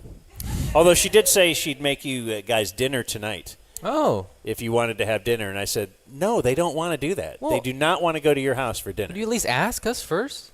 Would have been nice. What do you got? All right. Do you guys want to go to dinner at Marianne's house? Let's talk about I it. at least want to hear what's on the menu. All right. I know Makes that nice you don't. What is it, pierogies? It could be. Blake had his first pierogi. Do you know what a pierogi is? Yeah. Oh, okay. Well, he didn't. No. Well, he's And him. you're both from Dallas. Yeah, but I mean, Jake is cultured. He's Dan, been I've traveled the world. He's been to overseas before. Okay. Those are just called other countries. He's been over there. A lot of times. Whatever you call it. Yeah. Those long flights. Okay. No, Yeah. yeah, I'm a big fan. So Trader Joe actually has a. Do you say Trader Joe's or Trader Joe? I don't really know the proper. No one knows. nomenclature. They have like really, really good frozen ones. Okay. Solid. You got to cook them though, right? And then you eat them. You put it in a microwave. Yeah, that's just called cooking. Yeah, they're just basically ravioli with potato inside. That was my takeaway. Yeah. It's not always potato. I took these guys, dude, to two different restaurants. Well, actually, Rob didn't go the second night. You didn't go the first night. But I went to places that I remembered from my childhood as being really great. Didn't hit. Well, the first place there might have been a drive-by shooting inside it. Yeah, it was it's called like the TikTok Tavern, and it was well known for ribs, and I thought it'd be great. You go and you sit in the booth, and it's like all cracked in the middle because it's the same booth since '88. Right. What's wrong with that? Well, it was fine. It was very dirty. Just you were smelling cigarette smoke that had just like glommed into the walls, and it just. Should I have known that the steak on the menu was $8.95? That it wasn't a. The allure has not changed since when you were a kid. I think the menu was the same menu. Remember how she's like, I can't find menu. I could only Yeah. find two menus, and they were really They're all sticky. Also probably and- cracked. Yeah, they were definitely cracked. Yeah. But as a kid, I remember that place being great. And then we went to a place called Bearden's. Well, or maybe Bearden's. But it was a hamburger place that used to be sit down and they would serve you food, and they have a train that goes around. I was about to say, do you want to explain why you wanted to go to this I wanted place? to go there because they have so around the perimeter of the ceiling and wall or whatever, they have a train. Okay. Like around the whole room. Like, and I thought it was awesome. Not the food they have, not the the experience or anything. I mean, It's you could have just gone to see the train, and not made them eat there. Yeah, but then we had the food, and it was good. Blake didn't mind the food. I had to take a hair out of my burger, but it's Oh okay. my gosh, it's okay. Roadkill Cafe action. Fine. Dude, it was the longest hair I've ever seen taken out. I Like, just he's said like, they Wait, kept this isn't coming, and this isn't a joke. no, it kept doing the like he kept. And you it was like continued to eat it? What am I gonna? What? Do I send it back? It was like a clown thing. You know, you keep pulling out the And handkerchief from your. I saw the nice lady that was working in the kitchen, and she was pretty attractive. So I thought, okay, it's fine. Yeah. I'm sure she washes her hair. That's how you judge whether or not you'll eat. I would something I'm assume. glad you didn't get that in your mouth because it would have been all over. Like Yeah. it would have been the longest piece of floss you've ever had. But the burger was fine. Oh. And Dan was right. There was a train going around the restaurant. And then we went to go get ice cream afterwards. They had a train too. Oh, I didn't notice the train. Really? At Mitchell's? No, I didn't. Yeah. I was focused on the young lady who wanted to make me my ice cream, who Dan- really had a lot of Dan- chemistry with. Day 4 Dan Dan falls in love with any female he sees. had to dump the lady at Avis to How's she make a doing? move on the ice cream lady. Ooh, we're going back there tomorrow to drop off no. the vehicle. I might get there a little early. I hope Okay. she's not working for her own good. I hope she is, because I bought a box of chocolates, heart-shaped box. Yeah. Yeah, but Dan was very confused. I'd never had pierogies before, and so I ordered them. And he just thought that was really weird that I would commit to a full meal of something I'd never had before. This is Mr. Subway. Don't you think that's weird? No. He never tried it, and he would have to send it. Like, what if you didn't like it on the first bite? I'm committed to it. You've never eaten it. Yeah. This is It how was people good. try new foods. Maybe, you know, It's not you order like- pierogies, I'll try one of yours, and if I like it, Oh, the no, next no, no, time no, I'll. no. I'm not going to run through this mess. I'll just, right. yeah. I mean, you vouched for him. Like I did say they're a pierogies big, are good. They're a big Like, hit in Cleveland or as up an north. example, the first time you ever had sushi, did you go with someone and say, like, let me have one piece of that Yeah, before I I decide? I don't recall, but you're right. Just try new things, man. Like the first time you had You're always salmon, right. did you just pick off just a piece of someone else's? I don't recall. You guys, why are you just? All right, let's get Yelling to at Tom me. Brady. Yes, today's audio is going to be brought to you by the all-new Prosper Ford. It is up in Prosper. It is on 380 and the Tollway. It is also online. It's really weird. They've got a website, prosperford.com. You could go there and kind of see some of the vehicles that you might like to test drive, and then you go there and you've already got that information. You're armed with it. You say, hey, man, how about we try that the Bronco Sports? And they will say, well, yes, sir. Let's take you right over here to Right that this Bronco way. Sport. I bought, so Chaz Gilmore owns Prosper Ford. I bought, boy, this is my old copy from last year. It says I bought 3 vehicles from Chaz over the 4 vehicles. I have bought 4. And if you count Jake as my surrogate brother, 5 vehicles. That's correct. Because you bought a vehicle from Prosper Ford. I did, and I miss it. Chaz Gilmore is awesome. All of his vehicles, or dealerships, I should say, are run with impeccable service, a commitment to excellence. They are built Ford proud over there at Prosper Ford and Grapevine Ford. Prosper Ford, though, is located at 380 and the Tollway and at prosperford.com. Leading us into Tom Brady audio, I think it would be a good kind of a tie-in if you were to play first the pregame audio. Because that actually refers to Tom Brady, right? It does, yeah. So I like Alex Smith. I've always thought he was, a pretty interesting guy. But now they're working him into the ESPN pregame broadcast, and they did a really, really weird thing yesterday. You were watching this with me, right? Yeah. It's called the quarterback room. And I guess, the point of this is that Alex Smith was a guy who was drafted super, super highly, and then when he was in Kansas City, they brought in Patrick Mahomes, and he's just he's going through, hey, here's the dynamic of the quarterback room, which, not to overrate my brother's own experience, but I've always thought it was really, really cool. That's a unique relationship.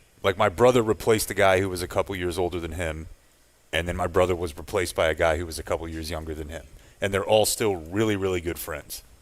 It's a unique relationship. But the way that ESPN is doing it is they have 2 shots of Alex Smith on each side of a table, and one of them is supposed to look like mature Alex Smith, who has his hat on forwards. And then on the other side of the table, there's a guy who's supposed to look like young, hip, disrespectful Alex Smith, who has his hat on backwards. The old one, clean-shaven, Yeah. khakis. Yep. The younger one, backwards hat, scruffy beard. Has his phone he out the whole clearly time. had to film it and Yeah. then go shave and maybe get a haircut and then do it again. It was very strange. It's a very, very half-assed idea. Okay. And they're talking to each other. But they're wasting this technology on Alex Smith. And so what they did was they did a 10-minute segment on, the relationship between somebody being replaced So and Alex the new Smith, quarterback. older, mature Alex is Smith gives an talking- opinion, Correct. and then younger Alex Smith says, Shut up, old man. Yeah. That's not that far off. Okay. And he actually said, put your phone up. We're in a meeting. Yeah. Oh, my God, this is a waste of time. But I say all that to say that they talked to Drew Bledsoe, who certainly had 2 of the more impactful versions of this in NFL history. One with Brady and then with Romo. So I went back and pulled, a longer version of the clip that was viral, and this is not great for Tony. Barring any unforeseen circumstances, Tom will be the quarterback. My reaction will simply be to do the same thing I've done for 9 years, and that's to do whatever I can to help my team win. That means continuing as I have to help Tom. Are you hurt, frustrated, or how do you feel? Next question. It's a bitter pill to swallow, no question, but it's also the right thing to do. I take pride in the way that I acted through that time and helped us win a championship that year. Way to go, 12! You're the man, baby. You are the man. And also, like, at this point, they're showing when they got the first ring under Brady, and they're like hugging, they're tapping each other on the head. It's clear that Bledsoe has just like a tremendous amount of respect for Brady in all of these videos. Mm-hmm. You have to believe as a quarterback that you have somebody that's always in your corner, and a lot of times that backup quarterback, those guys are that cheerleader that's going to be in your corner even when the whole world's against you. So it all begs the question, do I owe it to him to be a mentor? Oh, how much longer do I have to listen to this guy? By the way, that's the 2 Alex Smiths. See? Put your phone away. God, it sounds excruciating. It really is. I kind of love it though right now. Put your phone away. I don't know if I would go that far. In Dallas, Parcells made the decision to yank me at halftime of a game and throw Romo in there. Really didn't agree with that one. If you're watching this, Romo, you know this is true. The minute that he became the starter, he became pretty big in his own mind. And he was no longer the curious, inquisitive guy. Well, that was the difference between him and Tommy. Tommy became the starter. He still was asking all the questions where all of a sudden Romo was the guy that had all the answers. Damn! Dude. What a pregame drive-by. He even, called him out. Like, Romo, you're watching this. Damn. And we all remember, young pup Tony Romo, who would be at Summer Bash. Yeah. He was just cool and whatever. And then within, a year, he just became He a different violated guy. all of the Parcells quarterback, yeah. rules. But that Alex Smith thing, really, let me focus on that for a second. Horrible. It's not good. And this is such good content. It's not necessary. No. You didn't need that with dress this it up. stuff. Yeah. No. Yeah. You didn't need that little put your phone away. Now we go to content like this guy. They could have just run the piece. Yeah. And had Tom Rinaldi narrated or whoever. That's good stuff though, man. Yeah, I guess that's with the Brady debut, that's what this is about, right? Yeah, I think so. So it's Brady's now taking over. Well, that leads us to the Brady audio, and my God. It's tough. I wanted him to do well. And you've even predicted perhaps he would because he's knows so much about football, and when you hear him just kind of breaking down film or something, it's fascinating. Yeah, and there's been times where, he used to do that thing with Jim Gray. Yeah, the podcast. Yeah, and they would – when he would talk at length, to me, he seemed way more engaging than I ever thought of him when he was a player. In this league as a player. But it turns out it's tough to just talk extemporaneously for 4 hours and not sound like you've never done it before when you've never done it before. I don't know. We're going to get to all this, and maybe we do this during the segment, but we've now had 2 former players in that exact same booth doing the exact same thing. So I don't know if it's training through Fox or bad consulting, but they just sound so robotic that they've been stripped of any personality that they've had. Who's the other one? Greg Olsen. It's the same thing. They sound exactly the same to me. They certainly have this, except worse because Greg Olsen had been doing it for a few years. But they do buffering. We're going to get to that, the cadence. But Greg Olsen does seem to have somewhat of a personality, whereas Tom Brady did not. He's very stiff. The entire broadcast was very stiff. He's too conscious and aware that I'm Tom Brady and there's an image and I have to be a certain way, whereas Greg Olsen is kind of like he knows nobody knows who he is and doesn't care, and he can kind of Greg. Yeah, but even like him broing up with Brohard, it's like, okay, well, who cares? He's just Greg Olsen. Like, people are getting to know him, where Tom Brady has his image he's got to uphold, and he's just guarded for that's what I think. Maybe he's just not – maybe he has a crappy personality. Yeah, and maybe it'll just take time. But it's ironic because one of them signed a $325 million contract, which would seem to be the sort of thing that would allow you to, like, do your job well. And not have to worry about your perception or image or whatever. I'm not a big fan of KB, Kevin Burkhardt, so I could be jaded here. But he is not doing Brady any service because he's not teeing him up very well. And I pulled some audio where he's making jokes and, like, not really putting Brady in good positions. Like, if you think of Summerall and Madden, Summerall knew how to play off of Madden. Yeah. That seat has to allow the color guy to flourish. And KB's just so goofy and trying to be funny, and I'm the cool guy, and I call Aaron Andrews EA. Why do you hate him so much? Because he's such a... I've never seen Blake this fired up before. He's such a bro, and that's not a bro job. And he's trying to make it it's one. Ted Emmerich's job. You're doing play-by-play. Ted Emmerich would be great at it. The best play-by-play guy that we've had, Pat Summerall, said nothing. He was such a minimalist and allowed John Madden to do what he did. You need to allow the color guy to flourish, and KB doesn't do that. Now in KB's defense, and I have audio to prove it. Sometimes he's wondering, well, when are you going to talk? You're supposed to talk now. That was Jake's takeaway. And so now I'm going to just talk again more because my color commentator is not really filling in the colorful. gaps. Yeah, Okay. this is your time here. But I've got some audio to where I can play what is Brady supposed to say to some of this stuff. Let's get through it all then. This first one, Blake cut off. It's called Awkward Intro After Months of Prep. It feels disrespectful. Game of the week on a gorgeous Sunday afternoon from Cleveland, and a beauty in this week one. The NFL on Fox is back with the Cowboys taking on the Browns, and we say welcome to the broadcast booth. He's Tom Brady, and I'm Kevin Burkhardt, and you're a broadcaster. How about that? We're here. It's been quite a journey, but I love being your partner. I'm excited as well. It's going to be a lot of fun. We should start with quarterbacks. That seems to make a lot of sense. Yeah. Cowboys making news. And I love being your partner.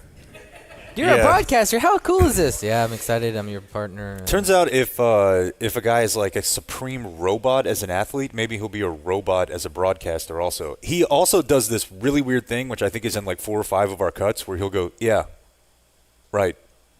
It's like, that's not the time where you talk. I didn't need that at all. I probably do that myself, but you're going to hear that a lot here. I also don't make $325 million. See, I wonder how much of it is that as well. If Troy Aikman, on his first job, was, hey, we're going to give you the highest profile seat and the highest contract in the game by a mile, we're now going to say, well, Troy Aikman better be pretty damn good. Because I think Troy Aikman's like the best in the game and has been for a long time. But I'm not sure he was the first couple years. Like, he got to ease into it in a 3-man booth. He was certainly the third of 3 men.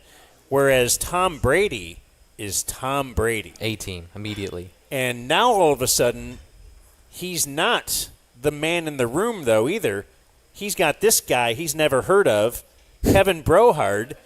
He's kind of the boss and directing him. But, you know, even Romo at least had Nance, who is Nance.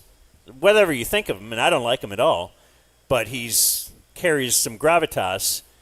Kevin Burkhardt doesn't belong with Tom Brady. Joe Buck does. Yeah, I mean, if you remember, Aikman went to Europe also. Even before? I don't recall. He was on with, Al Michaels and... I don't recall with Chris Collinsworth. I don't recall the exact timeline, but he put in a ton of reps before he was, the main guy. And now they're like, all right, well, it's a Cowboy game. It's week 1. Here you are, game of the week. Go. Figure it out. Be funny. After months of prep, as Blake said. All right, we have a couple of EAs here. Aaron Andrews, of course, but if you are Kevin Brohard, you like to use abbreviations? Save some time. Yeah, to give Tom more time to talk. But Kev, you want to talk about... And wait. She also likes to... I'm not doing Kev. Hey, Kev. She never did this before she was thrown in with this group. It's Kevin Burkhardt's fault. He Right. sucks. But Kev, you want to talk about anxiety? His center, Cooper Beebe, this is the first time he's ever played this position in a game. Wow. Anxious, baby. Well, we'll see how it turns out, and we're not going to have to wait long, Aaron. Wow. She ends her report with, wow. Anxious, baby. So EA...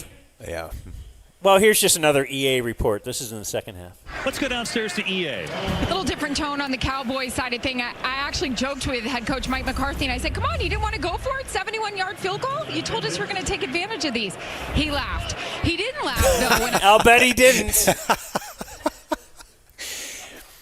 Whenever I tell somebody a funny story and they recount it later, they always say, he laughed. He laughed. He didn't laugh, though, when I said, I got to tell you, Tom Brady throughout this first half has really praised your play calling. I know you're not worried about it. He goes, well, yeah. They're really making a lot of this game about Tom Brady, too. Like, hey, Tom Brady praised your play calling. Like, you're going to tell a coach that. All right. Why would I care about that? Okay, you know what? I'm in the middle of a dogfight. We scored here. 20. That's pretty much validation for the play calling here. I don't have a contract. I know it was her friend that admitted to making up sideline reports, but I'm not so sure she did either of those things with Mike McCarthy. I know you're not worried about it. He goes, well, yeah, Tom knows what he's talking about. I'll finish up in a minute. Here's Watson looking to throw. Oh, well, outside 4. KB thought that was funny. Boy, now I'm waiting with bated breath for the rest. Oh, okay, TV. That's right. Okay. That's been an issue. Go ahead, Aaron. So, yeah, TB, he appreciated all the praise from you. He also said the biggest key for his offense, of course, they were staying in front of the sticks there. Is this report ever going to end? It's on Cleveland. Like I'm in a vortex. He's looking for them to keep up the pace here, Kev, in the second half. Kev. And now for his defense out there. He said, they've really started to take shots on the ball. They just really want to try to make Deshaun Watson go long here in the second half. Yeah, that's a great point. By the way, impressive stopping and starting skills there, Aaron. Error! All right. I don't want to do this Let's anymore. drive to that lake and throw your computer in it. Air? TB, he said that. All right, thanks, Air. Aaron, what is this snapping situation with BB? Tell us more. Well, TB just mentioned it. And this is him and his mother, actually, during the offseason. How about this gal? His dad and his brothers, they're at work. His mom, on her lunch break, she's doing the here we go cadence. And I got to tell you, I talked to the quarterback, Dak Prescott. He approves. He loves it. Dak didn't know, by the way, he had never played center before, Kev. I guess that means he's done a good job. Hey, Mom, the more you can do. That's amazing. 3rd and 3 here. The more you can do. And then he laughed like it was a funny There's like thing he 10 said. things in there I want to talk about. Dak didn't know, by the way, he had never played center before, Kev. I guess that means he's done a good job. Hey, Mom, the more you can do. That's amazing. 3rd and 3 here. That's amazing. What Also- accent is that? But here we go. Here we go. So Blake said this morning that he thought that Aaron Andrews turns Irish. Yeah. But I think that's because Blake doesn't know what anybody from Ireland sounds like. I don't think that's true. To me, when she does it, she sounds like she's from here. From Cleveland? Yeah. Break, she's doing the Wait. here we go cadence. Am I wrong? Here we go cadence. Absolutely no one who has listened to Dak's cadence says it like that, other than her. Here we go. It's not the first time. It's just a really weird way to recount that. All right, somebody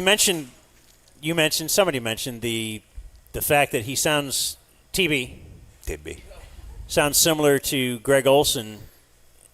Just the thing that we picked up on where Greg Olson will sometimes pause. We call it buffering Greg. He pauses in times that you don't mean to pause. You lose your internet connection. And apparently Tom Brady, pretty early on, it was easy to pick this up. Like, boy, he sounds like, for instance, we were watching Colt McCoy. Pretty early on, it was pretty easy to figure out. He sounds exactly like if Groobs was doing it. Yes. Shout out to our friend David Ruff for pointing that out to us. But, yeah, there were multiple times where Colt ended a point, and it sounded exactly like exactly I mean. Yeah. Anyway, so we got buffering Tom now. Myles Garrett punched it out on your cue, but Dallas recovered.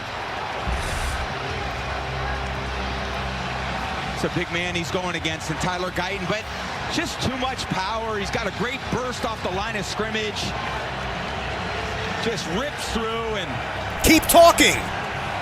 Keep talking! That's why he's reigning Defensive Player of the Year. And is that the end of the sentence?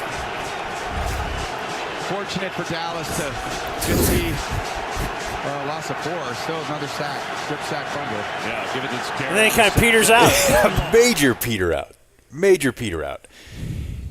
And I kind of feel like Brohart recognized it and tried to up the energy a little bit on his own. You know, he's doing like, oh, wow. Yeah, he's changed his game a bit. Here's buffering Tom after that turpentine punt return. A 60-yard return for Turpin. All right, big energy. Now, color guy, go.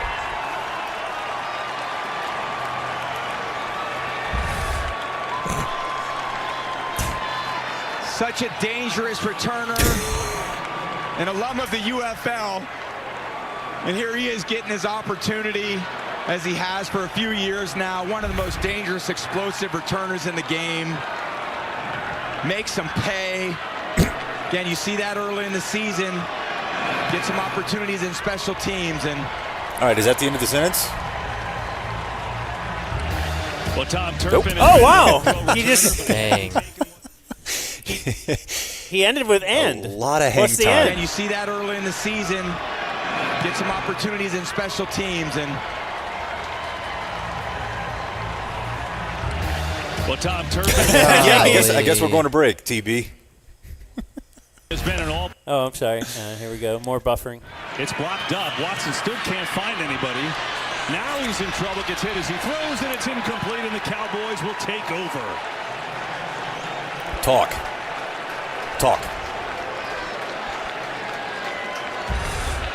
again, another escape to the left, and he's trying to buy some time to give his guys a chance to uncover, but not enough. Really not much there.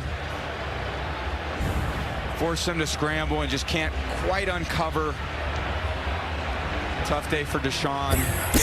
No answers for this pass rush. No answers for this scheme on Zimmer. No answers on early downs. Not enough offense. Too many penalties. I had to leave that part in there for you. Man. He's just like he's like a physical ellipses. like every single time he starts a sentence, it feels like, all right, ... Yep. ... Don't get Today's it. Next Gen Stats powered by AWS. If Micah Parsons were playing baseball, he'd be a five-tool player, Tom. He sure would be. There's a lot of places for him to align, and Zimmer's going to put him in a lot of places, and he's going to create his own mismatch. There he is on Batonio, forcing him over to Lawrence on the sack. You got to be aware of him on every play. And there he is in the middle. You think he's coming. Next thing you know, you got an overload pressure from the right. Pressure. So again, where do you put your focus? You put it on him, and then it comes from somewhere else. Not a lot of answers. Here's the Browns offense. Again, he just completely bailed on that point.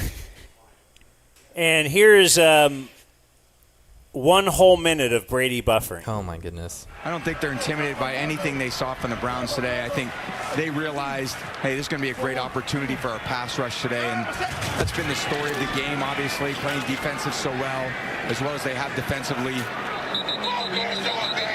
But again, you go on the road the first game of the season, you're Dallas. You had one of the toughest losses at the end of the last year, getting manhandled by Green Bay, not doing anything right. And if you're Coach McCarthy, you're saying, what did we do this offseason? How are we going to shore this up?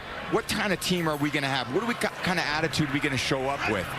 And I think he's learned a lot from his team today. This is a mentally tough team. It's a reason why they won 12 straight games 3 years in a row. We talked all Very training clunky camp way to about say that. CeeDee Lamb's contract, Dak Prescott's contract. It didn't affect them today. So eliminate distractions, play good football in the regular season, stress those players to get better throughout the year. And that's the kind of team that Dallas wants to be. Battle-tested. They've got the defense. A lot of consistency on offense. And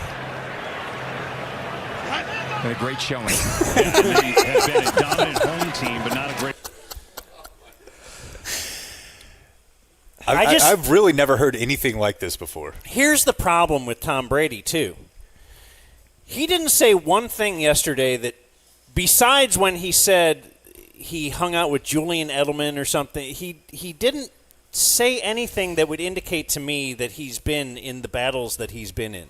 Like, what experience, what did he gain from that you are now transmitting to us? Your old Phil Simms point. That if I didn't have you, if I had you in the booth, you could have said it, like, here's a generic Tom. I labeled this as generic Tom. I don't even remember what it, wait, no, this isn't, The point is, he's saying nothing.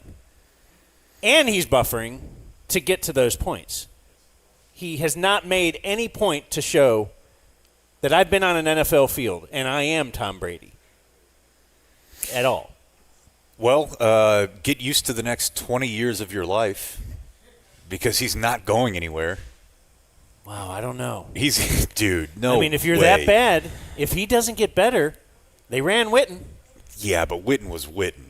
And while I agree that yesterday Brady was as bad as Witten has been, it's Tom Brady, dude. They're going to put him on like The Masked Singer or whatever. They're going to build the whole thing around it. Here, let me give you some Brohard going into what I'm telling you about Tom Brady having a bag. Well, you look about the rock and roll history in this town, and look, you go back to the jukebox, right, when the Browns... By the way... They might have left out one consonant there we need. But the right... Did you notice that about Kevin Burkhardt, right? Oh, yeah. Oh, he's a right guy for sure. Right, yeah. all the time, every time. You look about the rock and roll history in this town, and look, you go back to the jukebox, right, when the Browns were playing all the hits, and you think about the 64 NFL championship game. They defeated the Colts, shut them out 27-0, right? And flip on another record. Problem is, since 65, the same record's been playing, and that is 0 titles and not a lot of postseason wins, and that's what they're trying to change. That's the Rock and Roll Hall of Fame. It's great.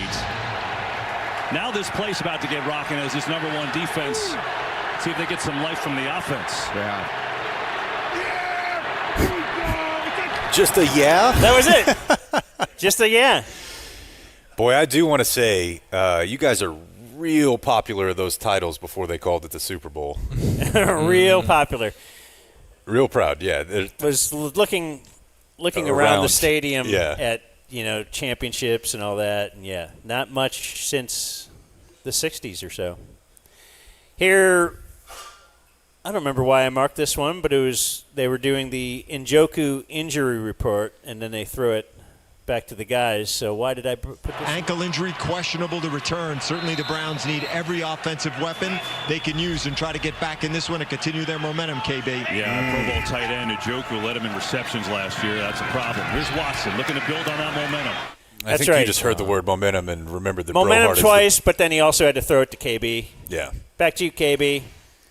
So now this is a different thing that I call Silent Tom. So there are times when Tom Brady should be talking. Watson looking to build on that momentum. Lets it fly for Cooper, but miscommunication, but there is a flag. Ooh. As Kalen Carson was on coverage there.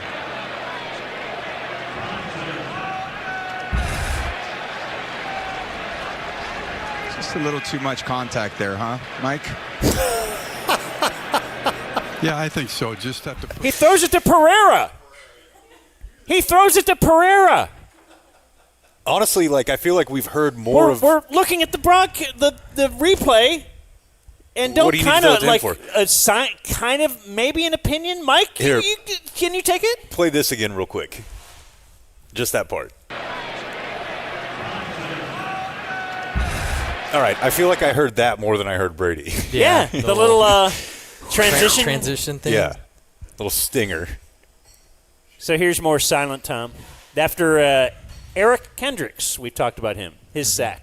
Eric Kendricks already has an interception in this game. He gets home with the sack if it stands. All right, thanks, Tom. What do you got here? Pretty much, yeah. All right. Hold on. I got more. Is it blocking schemes? Is it what caused the sack? What do we always want to know? If you're a Browns fan, who gave up that sack? If you're a Cowboy, whatever. I want to know all these things.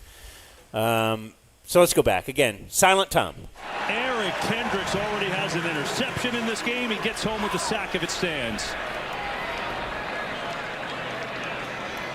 TB, you're up. Illegal formation. Offense. The left tackle is uncovered. That penalty's declined. Brings up 4th down. What about now? So Eric Kendricks has an interception and now a sack and a half in his Cowboys debut, playing for his former head coach and Mike Zimmer. Productive day for him. Man. Yeah, bring him in. Interception.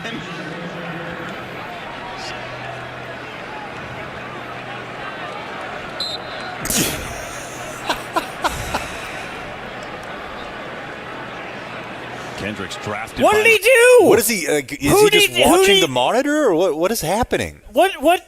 You're the color commentator. Not just an opinion like I might have sitting there as, well, that's a productive day. Boy, he's had an interception, and now it's a I kind of remember that name from the first quarter. He had a interception, and now he has a sack. Like, that's all he offered. Yeah. I'm going to try to defend Brady because it's his first game, okay? The Fox A team. Pereira, KB, EA, TR, they should all be helping and spoon-feeding Brady. But I think the problem here is they are trying to welcome Brady into their ecosystem. But did they have – so you thought they had to say, Tom, what did you see there? No, but there are instances – that is your whole job for – just assume I'm saying that after every play. No, but sometimes, yeah. Or, TB, what'd you see here? Or just whatever. But Kevin never – It's sort of implied. I know, but it's his first game. He will get better. I wouldn't be surprised if that's what they start doing. But, and I don't know if we want to play this or not, but there were times where Kevin just assumes that Brady needs to catch up to the way that they do games. And I think that slot has to help the color guy along at some points. Well, it shouldn't have to. And there were times where, like, okay, let's go to Pereira here because this is what we do. Or let's go to Rinaldi because this is what we do. Why not just bring Brady along slowly? I just think, like Jake said, it is implied after a play happens, now it is your time. Yeah. My time is to kind of give the just the nuts and bolts of the play. Your time is to explain to the idiots out there, like me watching, what happened. I mean, you're an NFL player. You were in a huddle. You've won Super Bowls. That's what you were saying earlier. What happened on that play? And he just thought, you know what? This is great. I'm sitting next to that's kind of how it and feels. I'm just watching the like game. He got a free ticket. But it was his first broadcast. Okay, you said you never felt like you heard Brady say anything about his playing days. Did KB say, hey, Watson under a ton of pressure, what did you do in that situation where you felt like you had no time? There were times where they could have gotten him involved and didn't. Well, we're going to see, again, for the next 20 years. No, we're not, because he's going to be working with this doofus next to him. If they would just put him with anyone else, he might be better. Literally never seen Blake have this much vitriol towards another person in my life. That's why I'm ending with KB-focused audio here, okay? Here's KB comedy. Okay. Well, Myles Garrett, the Defensive Player of the Year, and, he's pretty good. He is pretty good. That's your A-team right there. Yeah.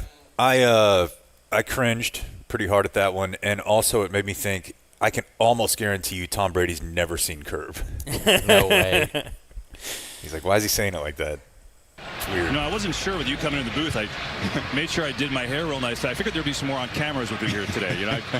Just a hunch. Hey, well, just more we can do up here to provide the fan experience. I do what they tell me. Understand that. I'm still a rookie in here. This is. Here goes the true weave. True weave. True weave.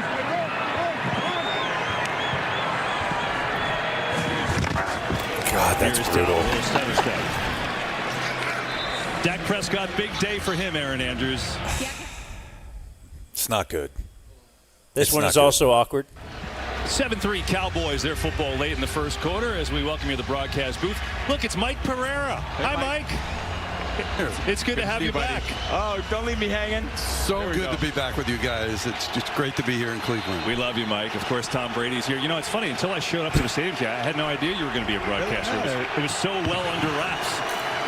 It's great to have you too, TB, as the Cowboys have started off. That's horrible. That's really tough. They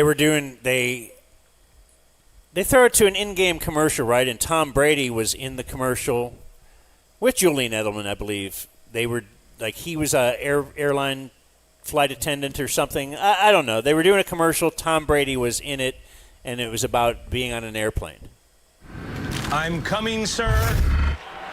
Is there any truth to the rumor that you and Edelman are going to be in Airplane 3? Oh, hopefully not.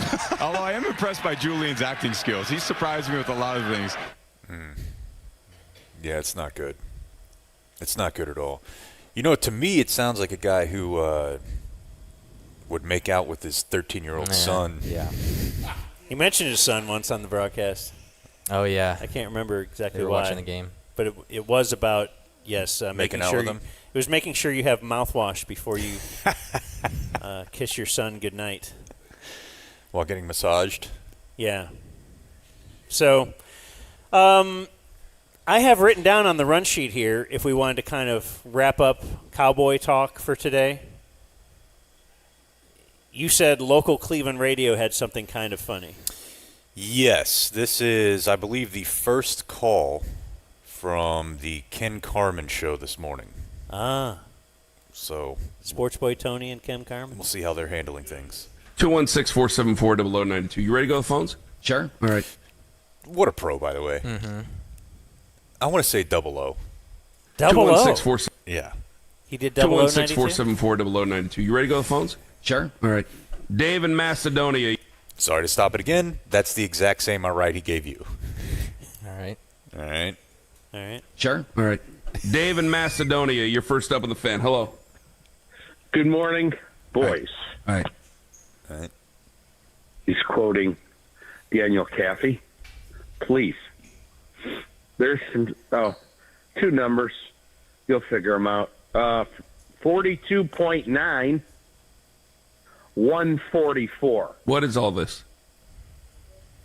Watson's quarterback rating, Mayfield's quarterback rating. Oh, Christ, I can't do this for one more second. No, that's enough. That's enough. The first call out of the box, we're going to do this. The very first call out of the box, we're going to do this. There's more. No. I know what his quarterback rating was. I know that he was good. Guys, I'm not doing it right out of the damn box. Can I have a little bit of time before we do this? Can I have a little bit of time? That he ain't coming home. He ain't coming back. Only to play us. That's it. He had a great day down there. Congratulations on all his success. I can't undo the trade. I can't undo it. Hit the mic. You ready to go to another one? Go ahead. That must be a big bit here.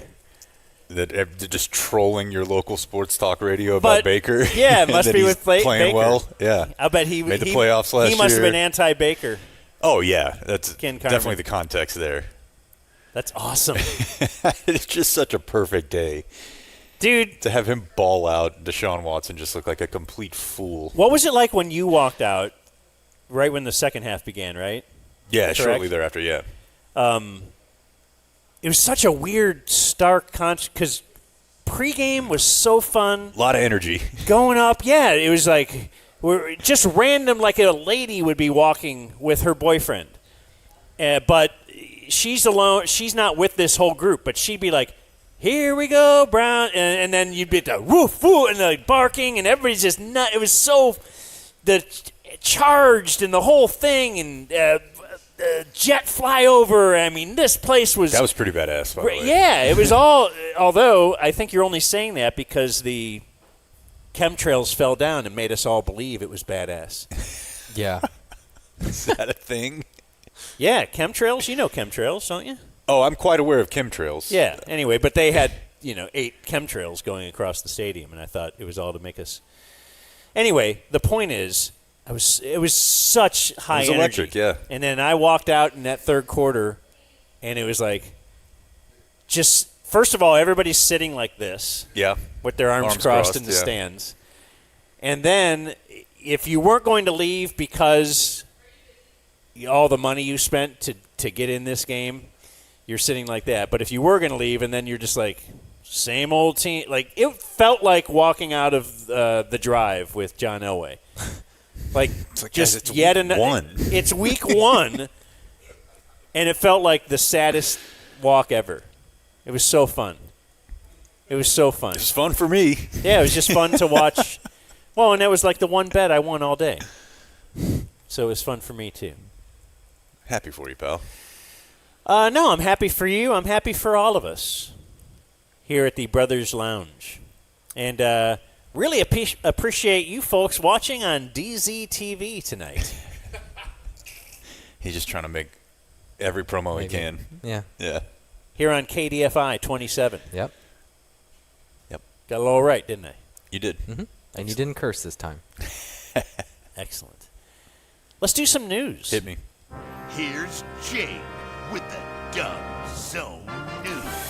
So we talked about Blake's obsession with watching other people play video games earlier. Where are we at on Fortnite? Is that still... I think it's still popular, but it's not as big as it was. We had 2 players in North Texas finish in the top 20 worldwide. The world? In what? In a tournament? Yes, the Fortnite Championship Series. That is the 18th edition of the global event, featured a $2 million prize pool. Was it a major? I don't know. I don't know. They're both 19 years old. That's something that I never played that at a break. Oh, thank Good you. call. Yeah. I was hanging.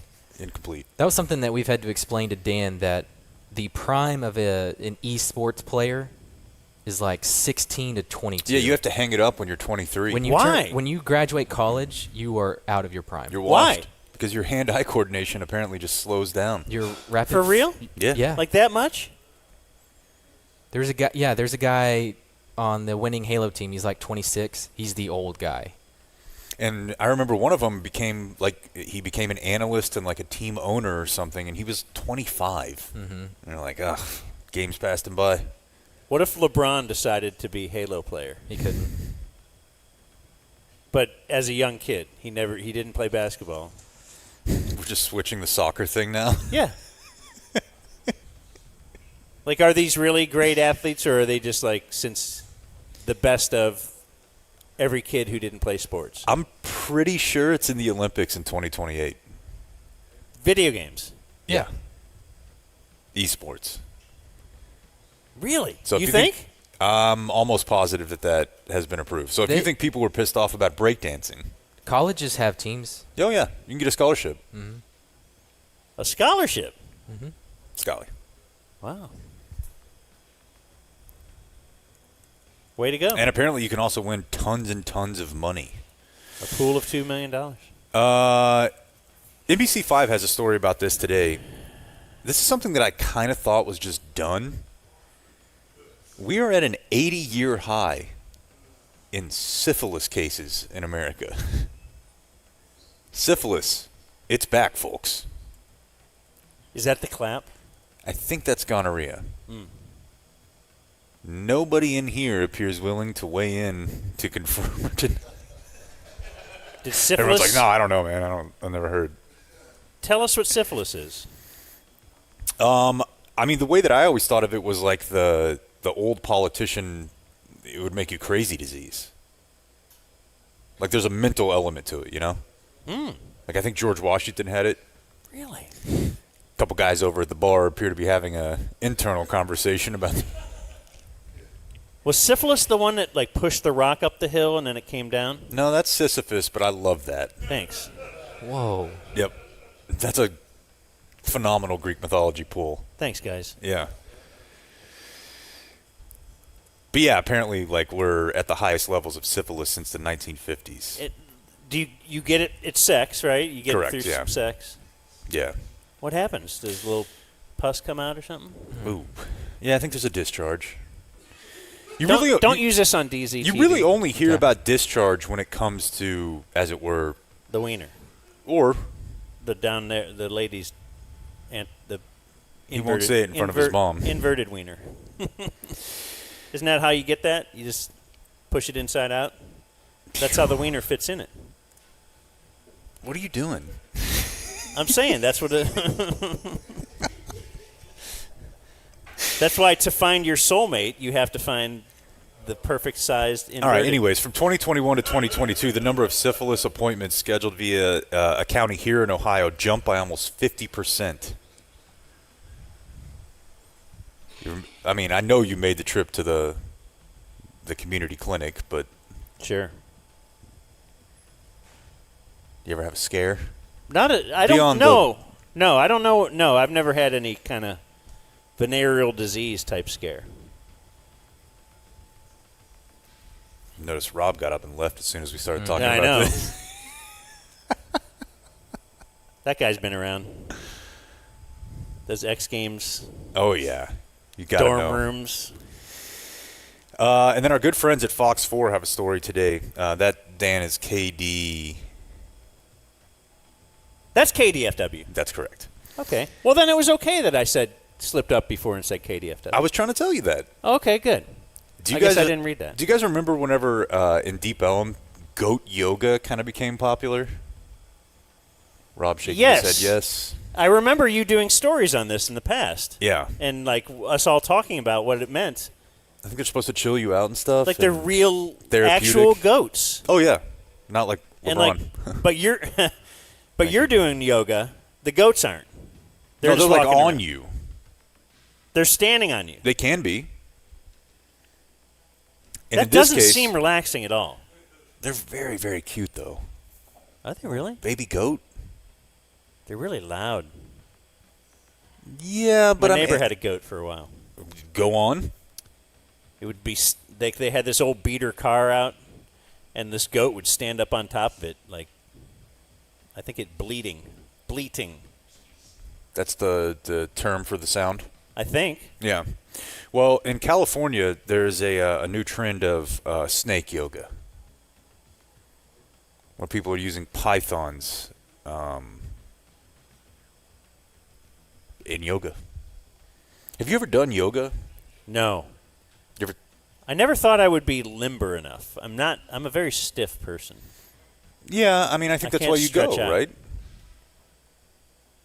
Like Max doesn't have you limbering up? I can't sit Indian style. We don't say that anymore, especially here.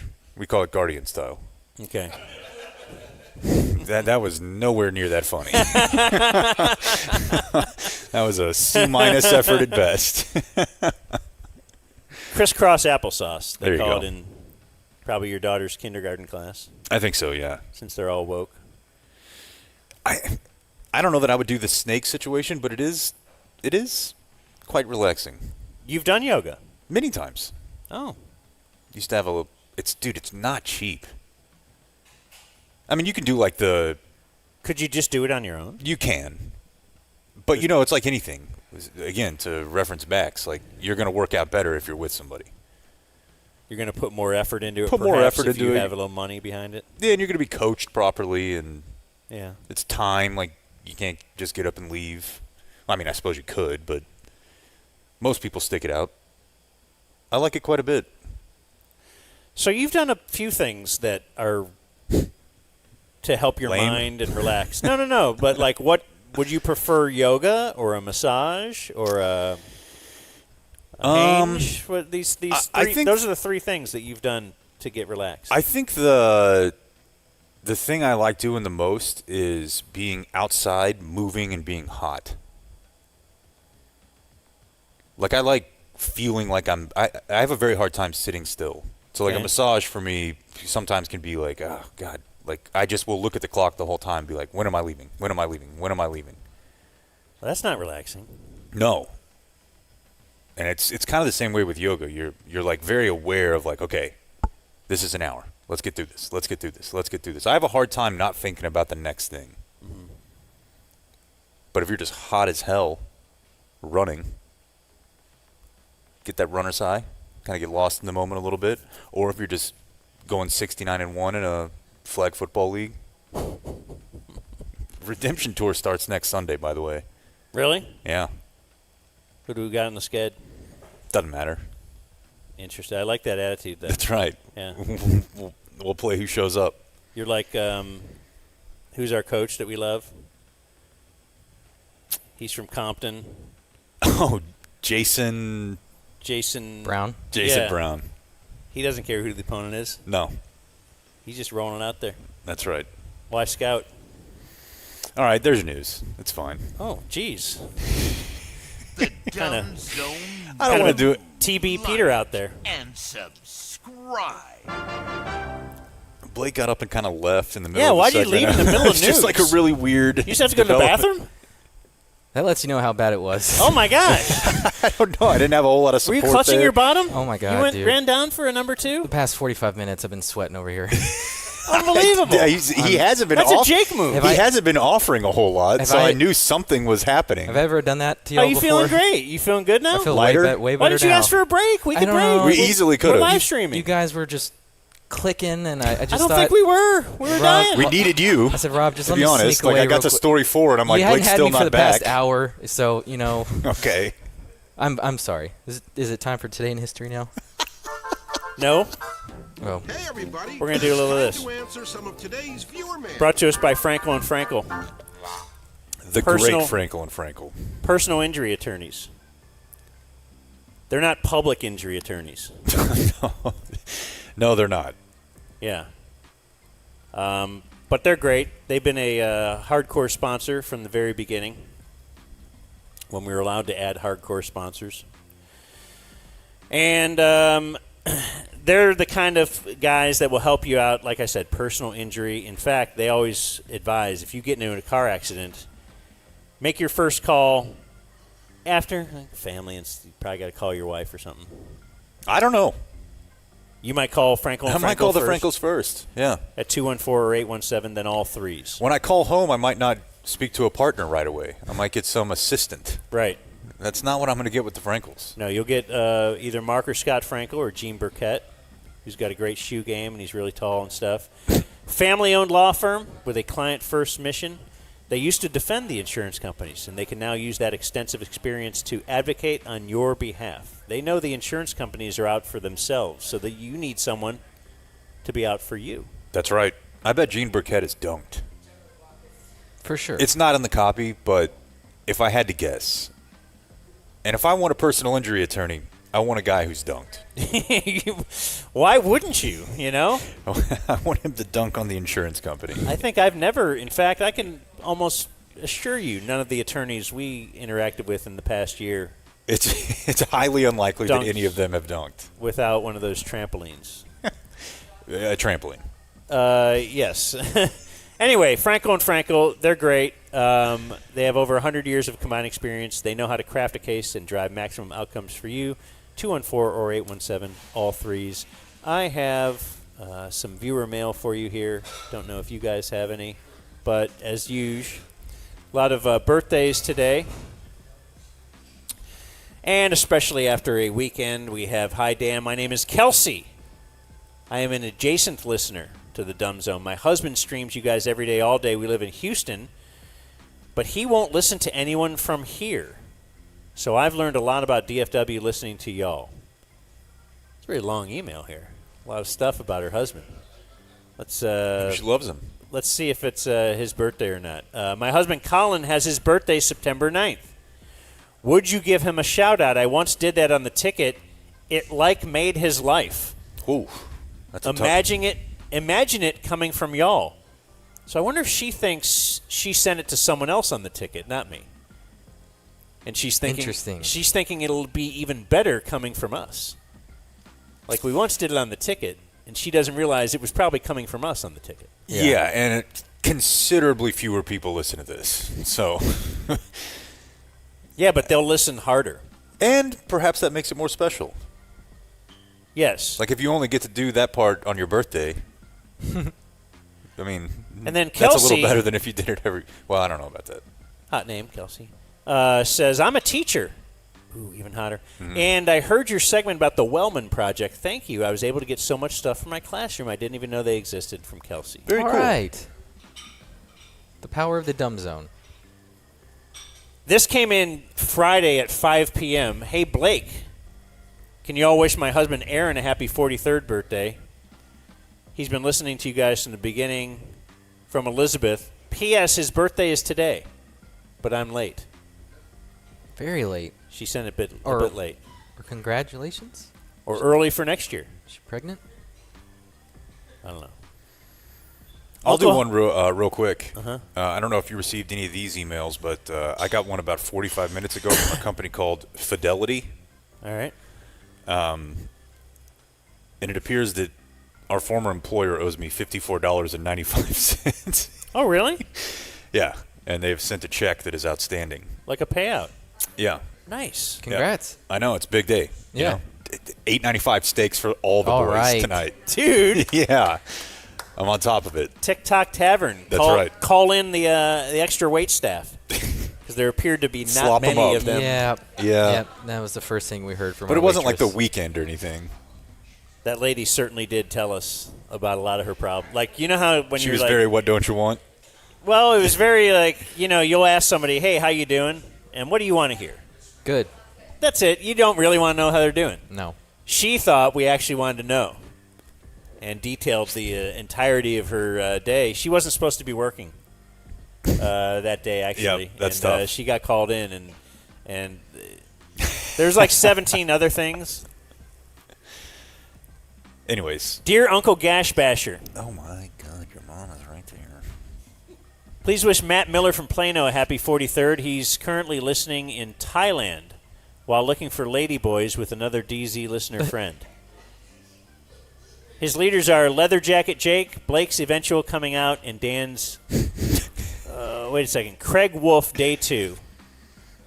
By the way, Mr. Noviello told us you didn't quite play along in some instances.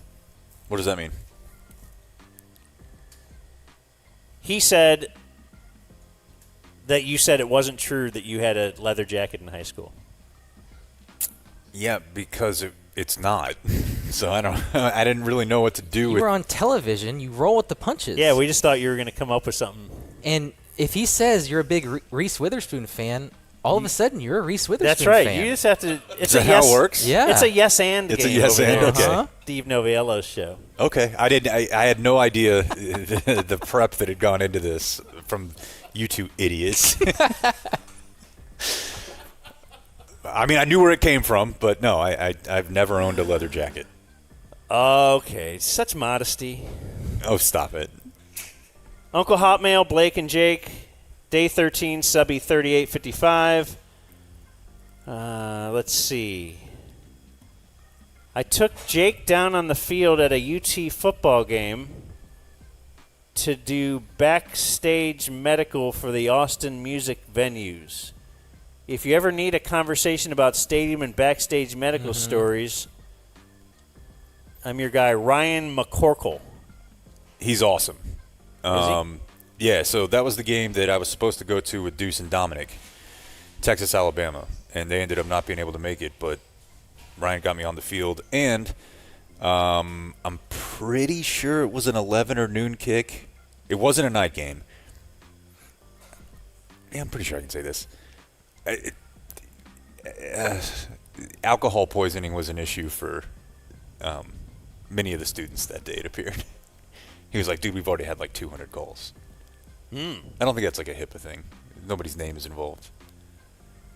But like there's a guy who's in charge of the medical situation that you just don't even think about at every sporting event you go to. And like they're getting called 10 times, a minute of like, hey, we got this, stadium fight. Somebody overserved. Wonder how much he makes for that. Dude, I think he's an actual ER doctor. So this is like his other gig. And he's done it for tons of bands and shows. Like his kids got on stage with Pearl Jam. Seems like a cool gig if you can get it. But what's he doing? He's taking his hoodie off. Got a little warm. Maybe the lights up on the stage. Maybe he wants to show us his shirt. His Johnny Manziel jersey. JM2. Anyways, great dude. I was afraid you had to go to the bathroom too. I was like, I can't just sit here and do this by myself. I was thinking, we got like 20 minutes left. Maybe that was rude. I got up and left. Uncle Hotmail, it's my Max Verstappen pre-World Championship plus Max Verstappen post-World Championship birthday. My leaders are Blake's dating tips and Jake's insistence that commercial airline pilots only make $70K. Looked it up. From SoCal DF Steve. I thought I had a lot of follow-up on that, actually. Or at least some.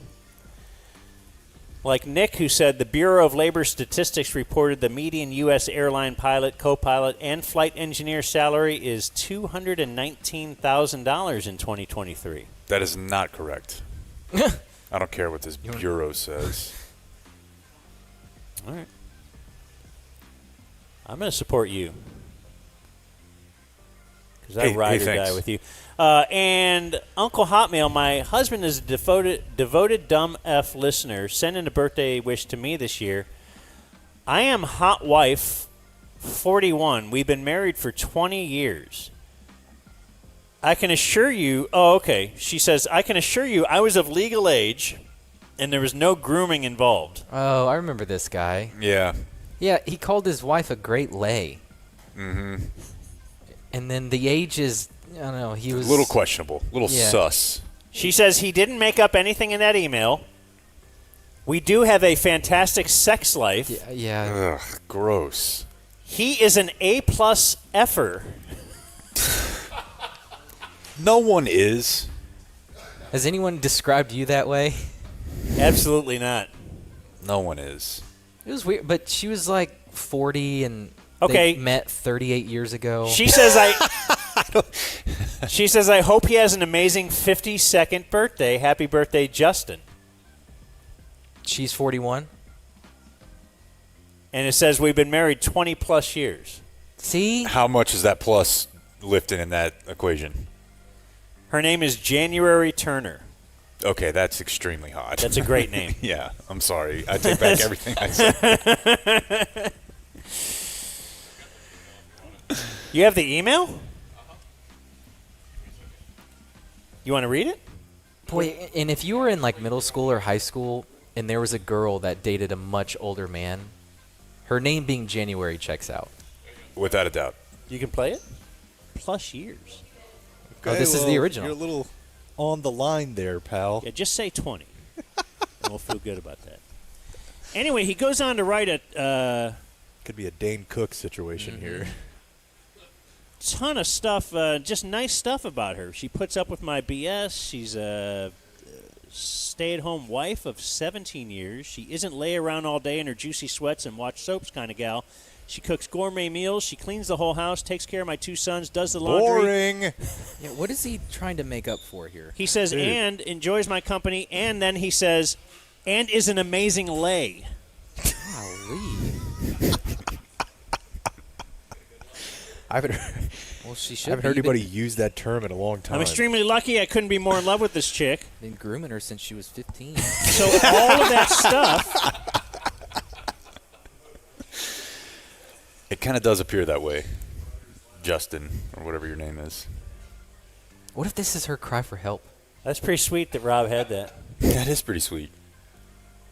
And then this was a Friday conversation, so I thought we should at least address it today.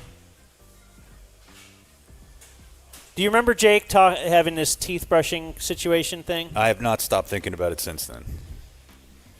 What if we reset? What did you say? Or I brush my teeth.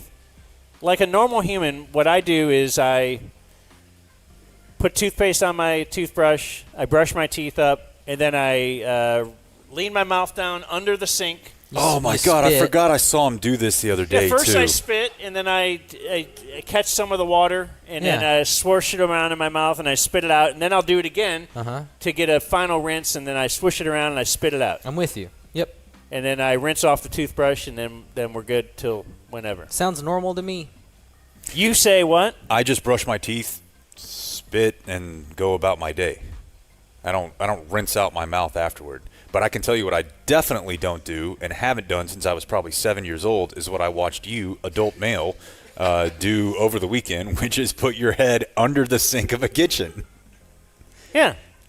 My mouth is not on the faucet. Well, I know. I'm not saying that you're like deep-throating the faucet. Yeah. But you are like your head is in a sink. Yeah. That's really, really gross to me. And you said yesterday, you're like, dude, you're like the cleanest guy I know, but why do you do such a disgusting act? That is very gross. I'm cleaning off. I was just Get a cup at best. I was rinsing off my mouth, my little face, a little beard, mustache. You get a little stuff in there.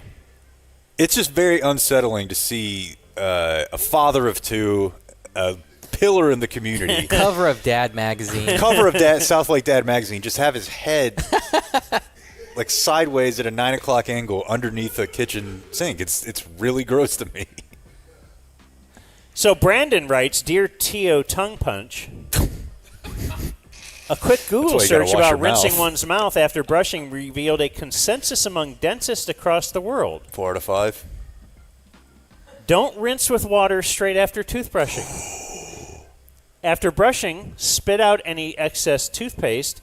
Don't rinse your mouth immediately after, as it'll wash away the concentrated fluoride. Let's go. In the remaining toothpaste. Rinsing dilutes it and reduces its preventative effects. You know what? I think it's super courageous of you to read this. That's tough news for us.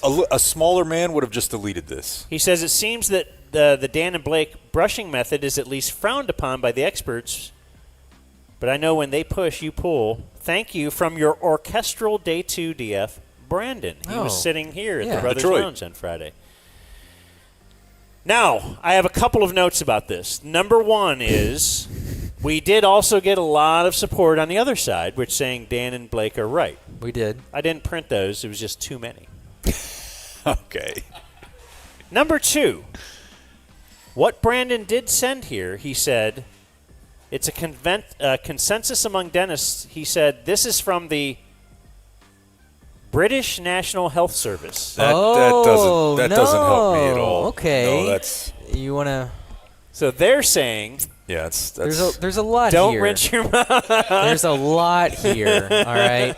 First, let's play on how Jake hates the Brits. Yeah, I mean that's about as bad as it gets, right there. Notoriously bad teeth. Yeah, there's the bad teeth part. Yeah, that's not good. So the debate remains unsolved in my mind. I think Jake will be rinsing tonight. I thought about it yesterday. You'll see his head leaned under that faucet. I thought about it. I thought about it yesterday because there was a bottle of water there, which I don't know if it was mine or not, but I didn't want you to possibly hear me do it. Like, I didn't want to rinse and you know. Like, you ever been at the dentist and they'll be like, you want to swish? Yeah, rinse. Yeah. Right. Yeah, I don't get this. Yeah, well, there you go. The Dumb Zone presents Today in History. Let's see, we got some of that. Pull that up here. I'm so digital on the road. No printer. No printer. What if I just become no printer guy? Would you guys be thrown off? I would be, yeah. If I stopped looking at paper? Yeah. Today's Monday, September 9th. On this day in 490 BC. Didn't happen. This didn't happen. Phidippides. No. A Greek soldier ran 26 miles to let the people of Athens know about the Greek victory against the Persians at Marathon. This is how we got Marathon? Mm-hmm. After he said, "Rejoice, we are victorious," he died from exhaustion. Today's 26-mile race is named after the city. The marathon is based on this historic event. He was never even able to put a sticker on the back of his Subaru. So they said, man, this was so taxing on him, he died. Let's have a bunch of people do it. Yeah, so in order to celebrate this man who delivered this really good news, let's now see how quickly people can do it and not die. Right. But what if I make there a charity element to it? Can I interest you in that? You may. I wonder what the origin story is for the 1K walk. Was it me? We had this idea once upon a time. I think it might have been the COVID year. Oh, that doesn't make sense, though, because I actually ran that year. We were going to have Dan participate in, like, the kid walk. I think it was like it might have been like 1 mile. Hawkeye was really into that. One day, Dan had to park a little farther away than he thought he was going to. And today, we do a 1K walk and name it after him.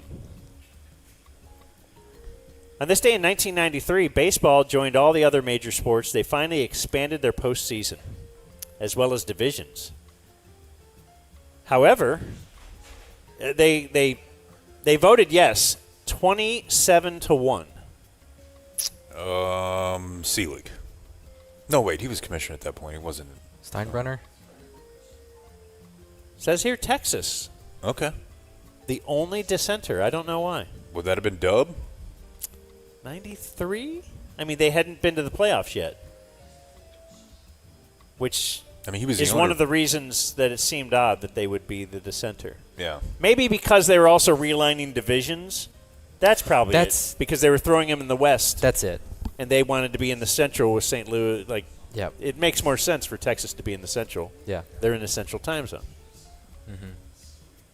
The best. Look how we just talked that out and figured something out on our own. We didn't have to Google like you did with missed kicks by Justin Justin Tucker. Yeah. And on this day in 2018, the Browns ended their 17-game losing streak. So it's a bit of a yay boo here. So that's great, right? They had a 17-game losing streak ended today. Okay. With a 21-21 tie against the Steelers. They didn't even win. That's really tough. I believe that means did Hugh Jackson go like 130-1 or something? Something crazy. Like he had, yes, there was like a winless streak of. Yeah. But that's not a losing streak. That is not a losing streak. That's right. embarrassing. Okay, so they went 1-15, 0-16, and then at 2-5-1, he was fired. And he was clearly getting better. Okay, so 2-5-1? 3-36-1. That was his lifetime record? In Cleveland, yeah. He went 8-8 as probably an interim in Oakland, but yeah. Wow. 3-36-1. How'd we ever get to 3? I mean, I would be arguing when they fire me. I just won 2 games in the last 7. Right. Like two-thirds of all the games I've won have been just like this month. Well, at least they didn't turn around and immediately just hire the running backs coach who was friends with Baker Mayfield and Freddie Kitchens. Actually, that's exactly what they did. Birthdays include former Mavs GM Donnie Nelson, 62. Really weird situation, Yeah, man. what happened to that? It's still out there, right? Pending? I guess, but that's been like quite some time now. And that was like his nephew. The wheels of justice move slowly. That's what you've always said. Bob Stoops is 64. XFL. And didn't he go back to be like a fill-in coach? It was when Lincoln Riley went to USC. Okay. And Bob Stoops came back as like the coach emeritus. Yeah. He's like the Brian Curtis of OU. He coached the bowl game? Yeah. It was really weird. Don't know that I've ever seen anything like that before. Instead of their defensive coordinator? Right. Well, Correct. maybe he took everyone. He did. Okay. He took everyone. Former Ranger Dan Maselli is 54. You've probably never heard of him. I have heard of him. Do you have a story about him? He was so once when I went into the clubhouse to do interviews. That's right. Dan Maselli was a relief pitcher. Not in great shape. He did not look like LeBron. And I saw him sitting there, like kind of slumped over, whatever. Slunched is a word. Don't look it up. Was sitting at his locker, slunched over, hunched and slumped. And slouched. With a sandwich, like resting on his belly, on his fat belly. Like you see pregnant women do. Yes. Yeah, you totally have to be pregnant to do that. John Kuhn is 42. Boy. Wonder why he was so popular in Green Bay. I don't know. They loved to chant his name. He'd get a carry and a half a yard, and the whole place couldn't wait to chant Kuhn. Which sounded like a boo or a moose or anybody with that name. You do love to say it. Coop. But you do wonder, did they? Yeah, yesterday, Amari Cooper's like one catch. Did you notice that? Yes. Early on? They kind of love him there. Yeah. Just a big coop. Anyway. J.R. Smith is 38.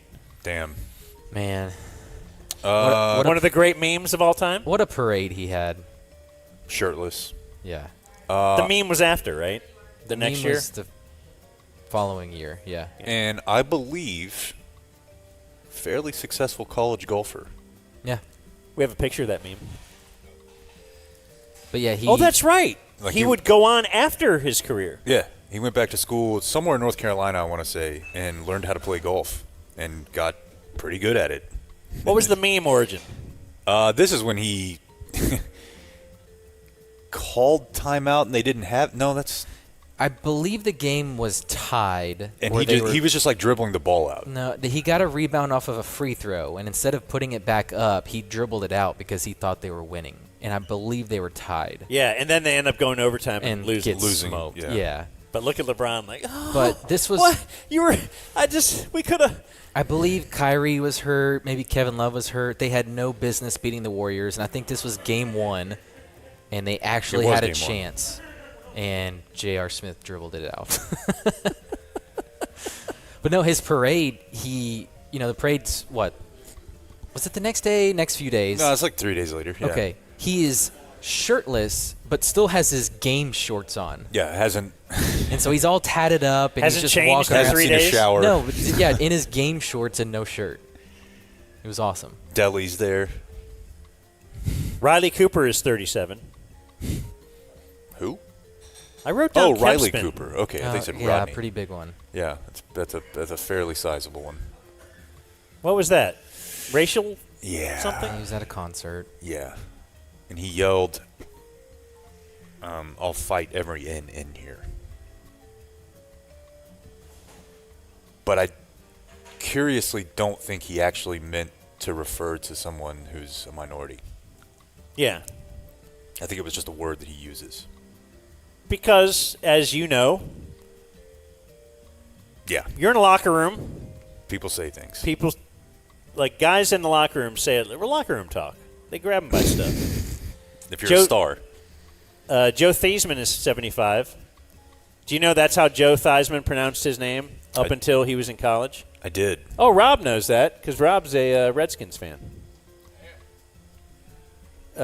Because when he was in college, they wanted to mount a Heisman campaign for him. He was a pretty good quarterback. Okay. And so they noted, oh, wait, his name is kind of spelled the same. What if we just pronounced it like that? And they said, so they started as calling him Theismann as in Heisman. I can tell right now that he thinks we're doing a Rocky IV yes and. Blake, this is true, right? But this is 100% true. Look it up. I'll take your word. Thanks. And then he may have done commercials for like adult diapers or something real. Remember late? It was definitely something pretty embarrassing. I want to say, do you guys know? Okay, it might have been Dick Bills. That has become a lot more mainstream too. I don't think people would be embarrassed by that anymore. Doesn't it seem? Yeah. I mean, if you recall, you talked to Terry Bradshaw about it. Yeah, because Jimmy didn't want to do it, and he gave it to Terry. Yeah. So what it you're was saying like a big is, deal back then. Extends. So this space on the dumb zone is open, is what you're saying. That's right.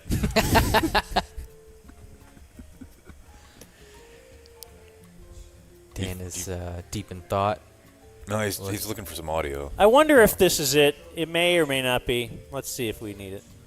Hi, I'm Joe Theismann, and no matter what stadium I'd broadcast from, I would always have to find the closest bathroom, just in case I had that sudden urge to go. Well, you get that. Well, okay, what's he selling? I want to hear it. It's diapers. Yeah, okay. Dan's right. Yeah. So if I can't find one, we'll go with a diaper. Yeah. Diaper wouldn't catch what I was putting down. Oh, my God. Dick LeBeau is 87. Did not know he was still with us. I'm with you. But I confirmed this morning that he is. And if you've seen him, correct? Mm-hmm. Can you believe he was an NFL player? No. But he was. Much like just about everybody who's 85 plus just who like, played in the NFL. Yeah. Jerry 5'8" guard. Right. Yeah. Right. Looked 60 at 30. Tom Wopat is 73. Dukes. He was a featured guest on the Tom Green Show. Oh, yeah? Yeah. I think recurring. Angela Cartwright is 72. Is that Bart Simpson? I think it's Bart Simpson. I think you're right. Hugh Grant is 64. He's hunky. Adam Sandler is 58. Blake. I love Adam Sandler. He has a real unique niche interest in. Who's not pro Adam Sandler, though? He does seem like a great dude. And for some reason, he's been coming up on the show a lot.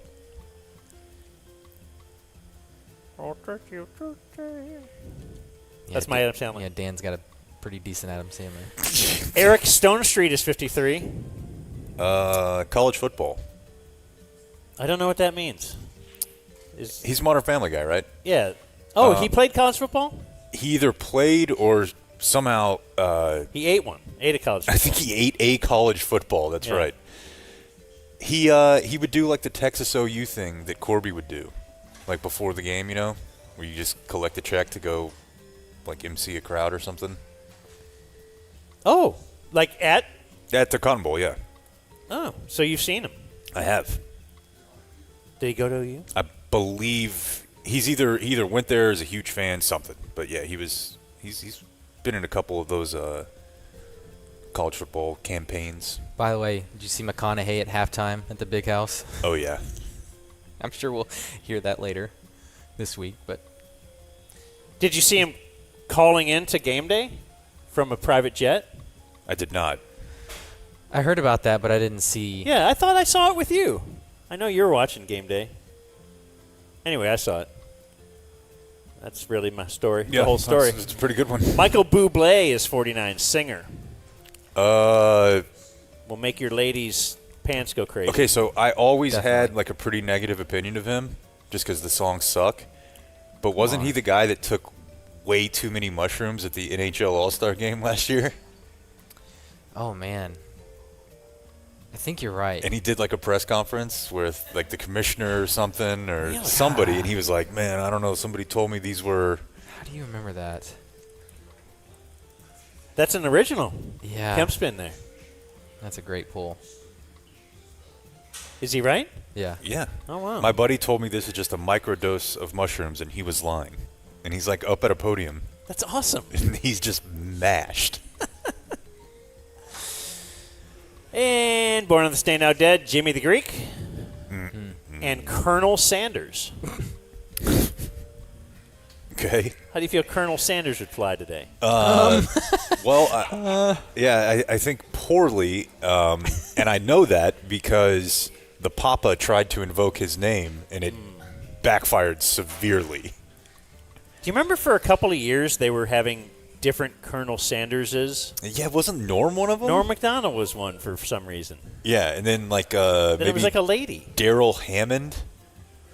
Yeah, that makes sense. Yeah, I thought and maybe then a lady too. Yeah, Melissa McCarthy. I don't know.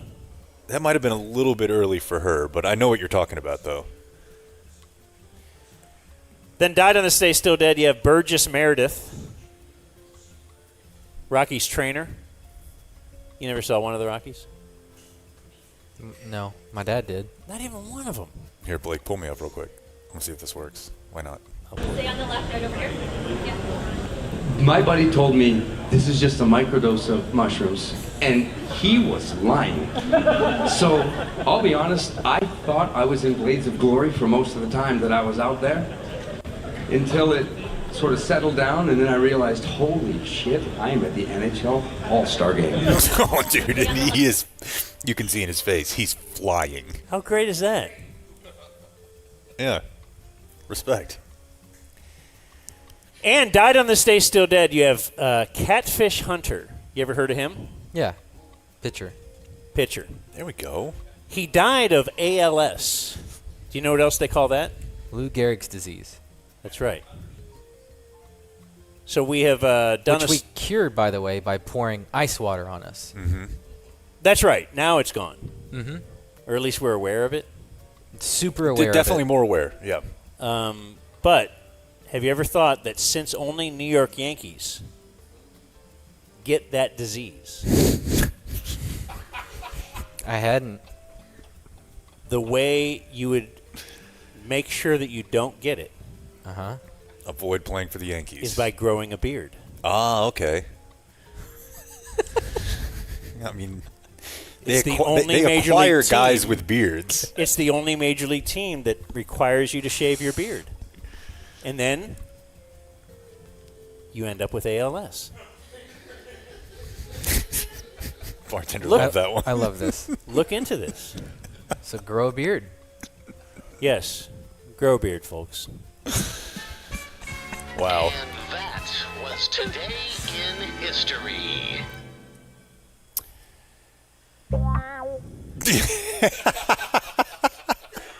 And guys, I like Cleveland. Can I say it?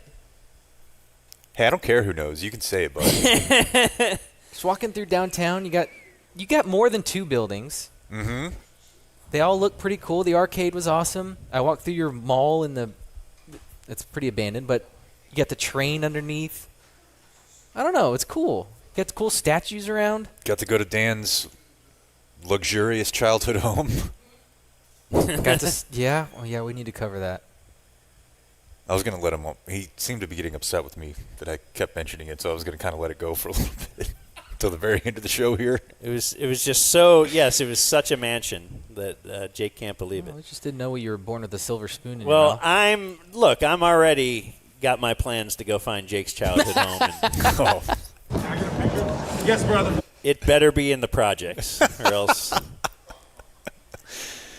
It's like I didn't even know that. Like when I was that age, I didn't even know they could build like a story on top of the first one. I didn't even know. You should have seen the basement, bro. We're talking 3 stories. Man, I know. Yeah, I love our basement. I haven't been down there. I'm afraid to go down there. There's nothing down there. Well, there's some great shirts. Yeah. If you're looking for you need gear. to take that shirt home. Oh, there's no doubt about that.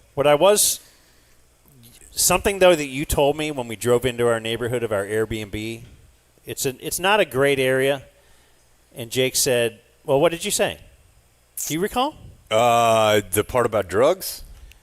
The part about Ariel Castro. Oh yeah, no, it definitely feels like the type of place where you could bury somebody underneath one of those houses, and or I would not be surprised. Keep somebody captive, yeah. Yeah, for like 20 years, and nobody would know. No.